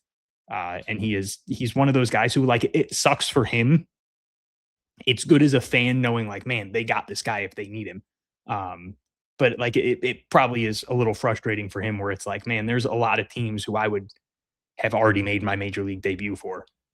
But yeah, it's a big reason why the Red Sox have been able to come back this year and get back into the playoff race is the depth. Anthony Ziegler has been such a major spark plug for them. Romy Gonzalez coming back. Nick Sogard, when he was on the team, like he was filling in very nicely. And it's like these aren't the superstars of the team, but they're doing all the right things to help the team win. And he's just another one of those guys who, if he was called on, I would have 100% confidence that he would not destroy things. Yeah, no, it's funny too because between McDonough and Ferguson, they've both been really like important for the Blue Sox, and like Ferguson obviously hit a homer this week, going 5 for 16. Those two guys, they're both like really really versatile, play all over the place. They do a lot of things for you that not every kind of run of the mill just player is going to do for you, right? They you need them to play, left field one game, they'll go do it. You need them to go play, second base the next day, they'll go do it. You need them to go play third base next day, then shortstop, then you need to go put them in center field, right? Both those guys can kind of do it all in that kind of sense. They're very versatile, very valuable pieces, and those are the type of guys that when they get their chance in the big leagues, that versatility is so valuable because you need to give X player a day off. Who are we going to put in their place? You know what? We're going to throw Tyler McDonough out there. Our shortstop needs a day off. Okay, Tyler McDonough will go play shortstop. We need our center fielder needs a day off. Okay, Tyler McDonough will go play out there. Our right fielder, left fielder, second base, third, it's wherever, right? We can throw Tyler McDonough there, right? There's so much value in that, right? So it'll be it'll be a real nice thing to see a guy like a Tyler McDonough get a chance in the big leagues, right? He's been in the system for a while. It would be nice to see him get that chance. Other than that, Brett Harris played in 2 games this week, had a homer, kind of coming into the organization kind of as some big league depth, concerning the point where they were at about a week or 2 ago, kind of running low on guys. Other than that, it's not really a ton. Christian Campbell had 4 hits this week, also drew 6 walks. Like you mentioned, Sogard being back in Worcester. Andrew Kisner had a pair of doubles. That's about it, really, in Worcester. So, anything else, Hunter, that I'm missing, or nope? All right. Well, No, we're good to go. now we're gonna move on to Greenville here. And for Greenville this week,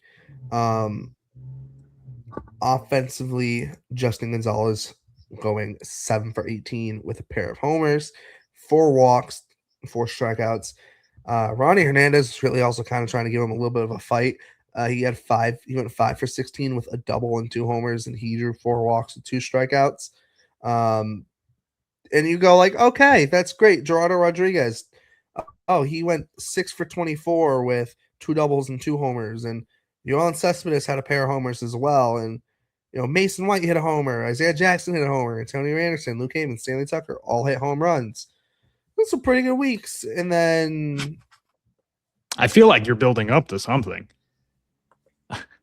I don't know, maybe just some guy by the name of Andy Azakar hitting 4 homers this week. When you thought 1 4 home run performance was enough, now add another one. Andy Asgar 4 homers. Very big. Asgar, I mean, yeah, did he strike out 8 times this week? Yes, he did. But you know what? Who cares? Who cares?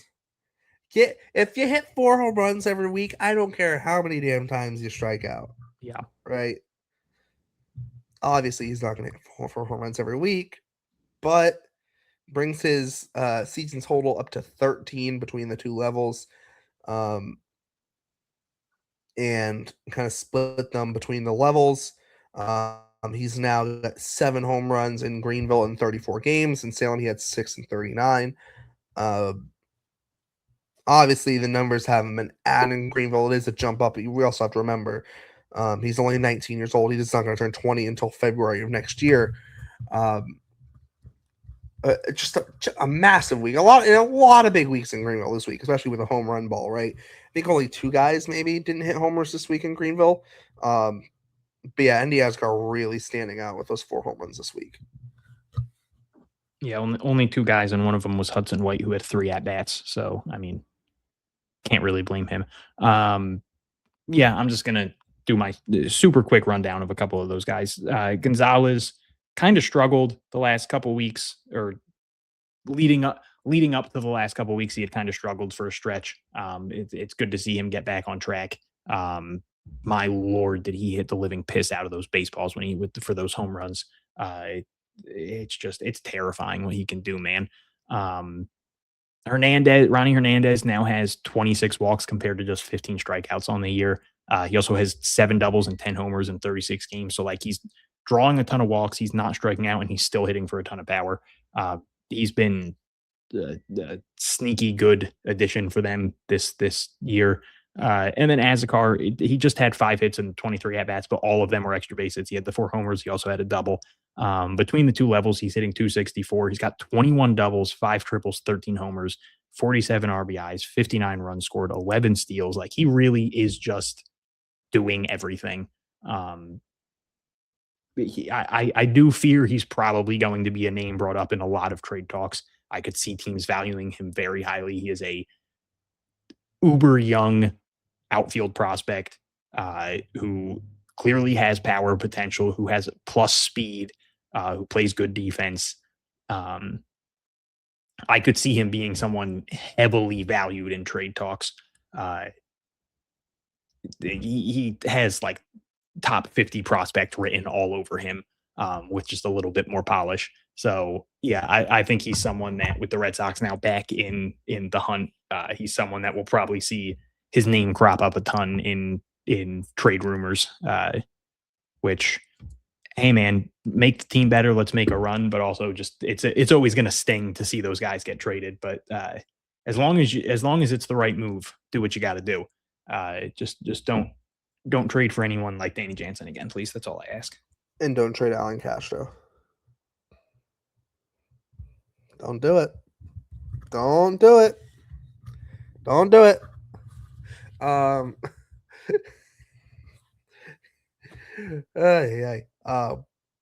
were we? I'm sorry, I got sidetracked by. I think we were jumping over to the pitching. I'm assuming. Yes. Pitching. Griffin Kylander, whatever the heck it is. My brain's fried at this point. At this point, I'm not gonna lie. I'm looking at Ben Rice and being 3, 3, 3, 3. Equal Jazz. No more, no less. I'm sorry, it would be hilarious. Besides the point, Kylander, 2 appearances, 6 2/3 innings, only 1 hit, no runs, just 2 walks and 7 strikeouts. It's also impressive, like I mentioned, that just doing it over 2 appearances, right? A lot of guys can go out and do it in one day and have one stellar appearance for the week, but for Kylander, kind of, not just one good appearance, 2 really good appearances. It is nice to see. So with that, he wasn't like anything crazy special in Salem. Yeah, but doing it over 2 appearances though. He struggled a little bit in Salem, but since moving up to Greenville, 5 appearances, 16 innings, just 2 runs. That's a 1.13 ERA, a sub 1 batting average against, a sub 0.7 whip. He's got a 0.69 whip. He's got a 0.87 batting average against, 16 strikeouts in 16 innings. He did pick up a save this week. It was his first save of the season. He had 1 last year too. So he's a perfect 2 for 2 on saves. So, clearly the closer of the future, but, it was a really good week for him. He's been phenomenal since going up to Greenville. And then the only other pitcher I wanted to talk about was JoJo Ingracia, 2 runs on 6 hits over 5 2/3 innings. Didn't walk anyone and struck out 10 batters. The 5 2/3 and the 10 batter and the 10 strikeouts were both career highs for him. He's got a 3.44 ERA, a 1.78 batting average against in 11 games this year, 52 strikeouts compared to just 18 walks and 36 2/3 innings. Again, we're seeing how good a healthy JoJo Ingracia is, and it's been fun. Also, friend of the show. Who's gonna, can't complain about that. There are a lot of good appearances this week, obviously, Ingracia with a ton of strikeouts. So between everyone, Calvin Bickerstaff 4 1/3, just the 1 run. Obviously, Marcus Phillips 4 2/3, just 1 run. Ingracia obviously 5 2/3, 2 runs. Dylan Brown 6 innings, 3 runs, 2 earned. That is good enough for what we like to call a quality start. I think that's really it in terms of kind of stand-up performances. I guess we funny start of the week. I want to mention this just because of how wacky stats can be sometimes in the minor leagues. I think this kind of points to it. Adam Bates had 2 appearances, 3 and a third innings. He gave up no earned runs, but he gave up 5 unearned runs. And this is where the minor leagues gets a little bit weird because you will see stat lines like that. And obviously not his best week just because you kind of look at the 3 and a third innings, gave up 5 hits, gave up a homer, walked 3 guys. He only struck out 2, right? But it's one of those weird things where if you're looking at a guy's ERA, right, and you're just let's go look at what his ERA is, and he's only got he got a 0 ERA over the week. Must have had a good week, right? And it works the other way too because a guy could go 4 innings and give up 3 runs, and it's their ERA looks really high, but then you look at their start and a really good start, and maybe just got tagged in 1 inning, right? It happens, right? So I just want to use that as kind of a throw out there. It's this is also why over the course of an entire season, does the box score typically is an ERA going to kind of reflect things? Overall, yeah, it should in some ways over the course of a year.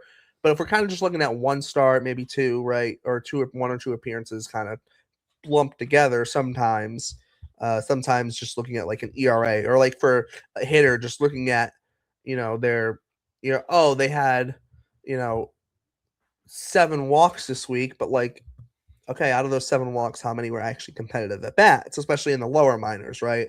We've seen that happen before. So just kind of a good thing to kind of keep in the back of the head sometimes. If you're kind of looking at box scores, if you see someone that we don't mention, you're oh, well, they didn't give up an earned run this week. It's yes, but that's not the end all be all, right? But we mentioned a guy sometimes we'll mention Kyson Witherspoon this week, 4 2/3, gave up 3 runs, but he struck out 4, he only walked 2. Do you give up 5 hits? Yeah, but at least for Witherspoon, almost got him through 5, right? And 2, in some ways too, yes, Witherspoon also is a top prospect, so there also is that a little bit too where we are going to cover him, but if someone does or doesn't get covered and maybe their stats may or may not look like they should or shouldn't be, it's more than just the stat line. I think I do want to kind of reinforce that. And I think that was kind of a good way, because I was looking at that because I had originally sorted by earned runs allowed, and I'm looking, I'm wait, that doesn't make any sense. Why? I'm it's because I'm sorted by earned runs, not by runs. So there's that. Anything else in Greenville we have the need to touch on, Hunter? Nope. Alrighty. With that, it's now time to go touch on the Salem Ridge-Yaks. What's a Ridge-Yak? Still don't know. It's okay. We'll probably never know, but you know what? It's all right. This week in Salem, there were multiple multi-home run performances. Adonis Guzman, Starlin Nunez, and Elon Fernandez all had 2 homer weeks. Louis Andujar had a homer. Skylar King had a homer. Andrew Zapata had a homer. And Givian, is it Givian Cervania? Givian? Right? Now I don't remember. I listened to the pronunciation. And now I don't remember. See, the issue is you start second guessing yourself, and then you're looking at the name and you start second guessing yourself. Yeah, and then it's one of those things. It happened with me with Shea Sprague forever. If you didn't ask me and I just randomly brought him up, I probably would have said it properly. But then you asked me, and I was and then I overthought it. Yeah, it's Cervania. I can tell you, I know it's Cervania. Yeah, but I mean, it happened with me with Shea Sprague for so long. I'm like, and I would literally the entire week up until the show be looking at it, I'm like, it's Shea Sprague, and then I'd go to say it and I'd second guess myself, and then you second guess yourself and you're wrong. It just happens. But no, multi-homer weeks there in Salem. They had 6 hitters this week with an OPS over 1,000, and then an extra 2 that had OPSs over 900 for the week. So with that,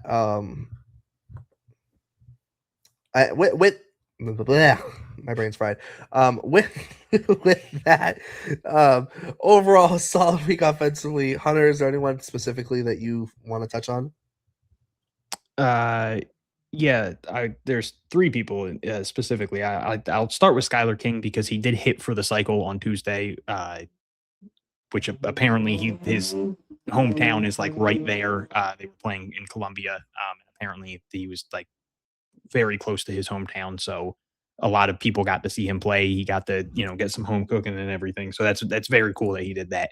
I've talked about him a couple times as kind of like he's not always consistent, but he's been a very good bat for them. He's a phenomenal defensive outfielder. He's got a ton of speed.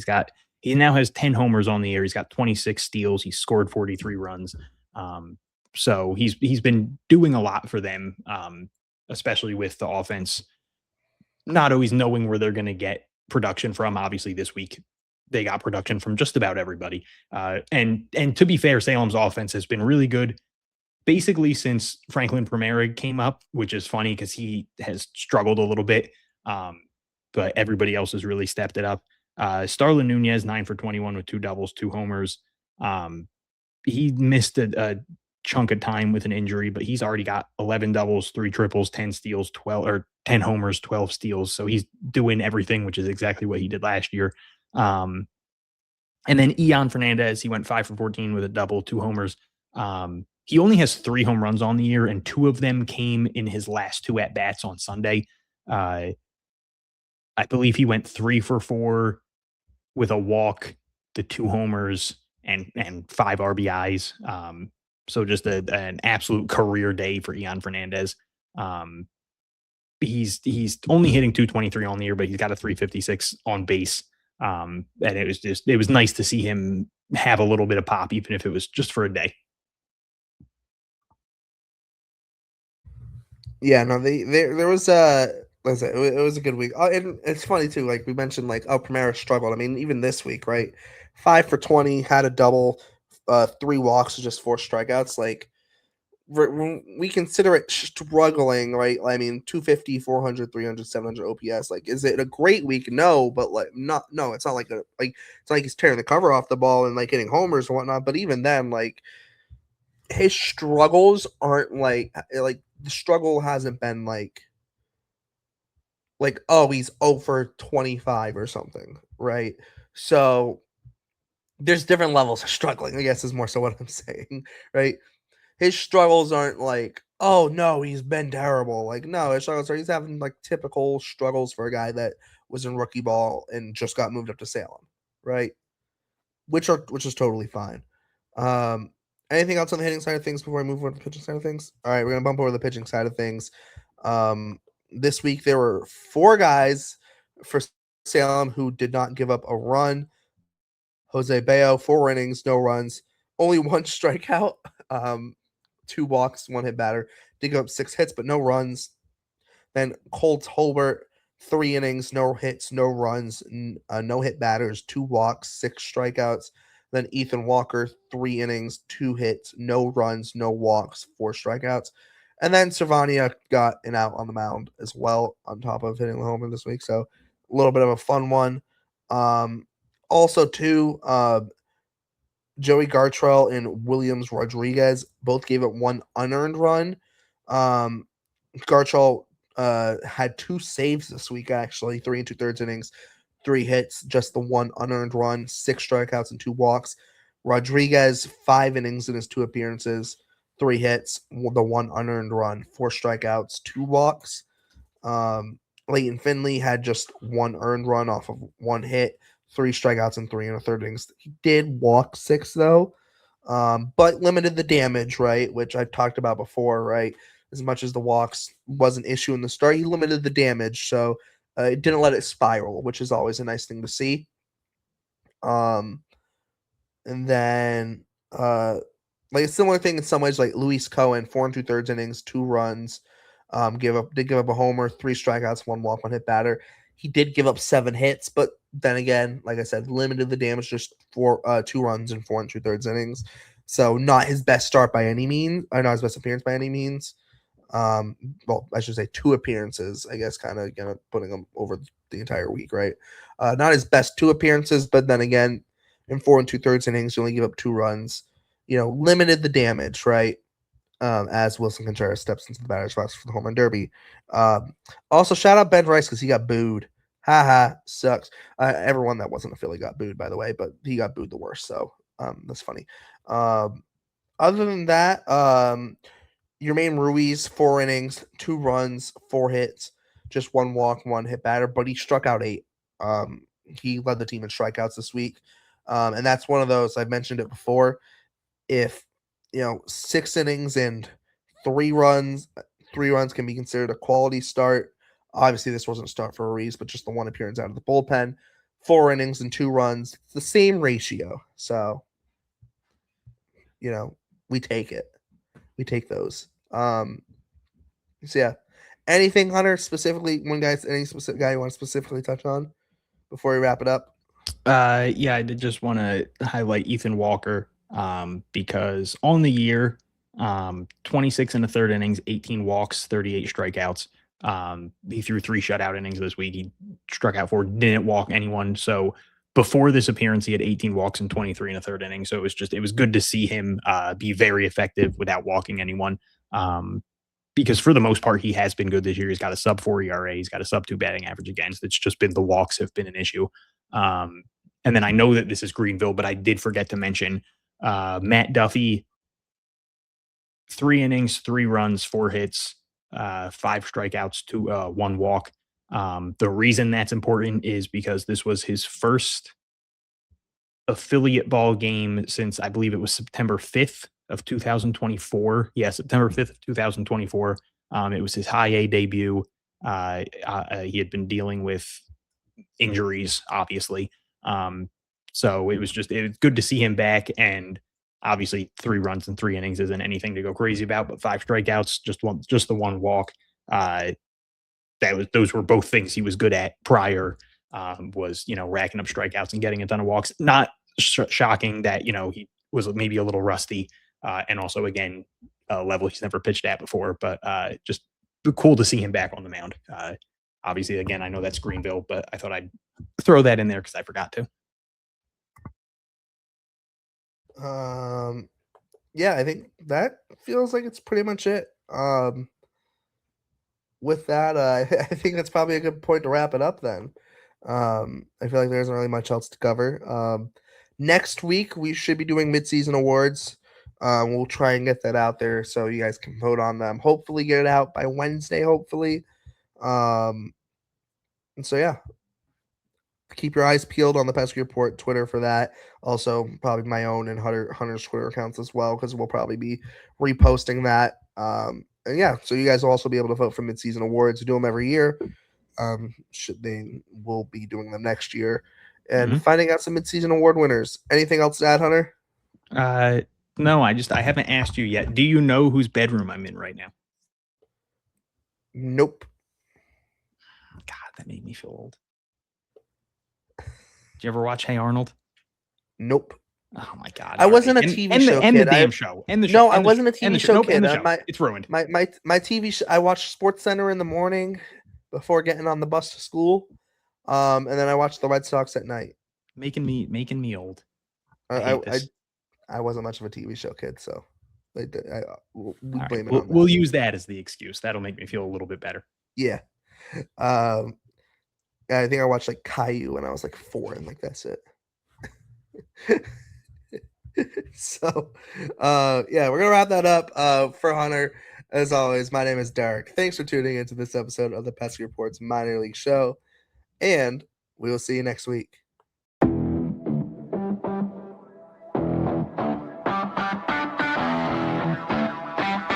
Like, this is called the Pesky Report. Like.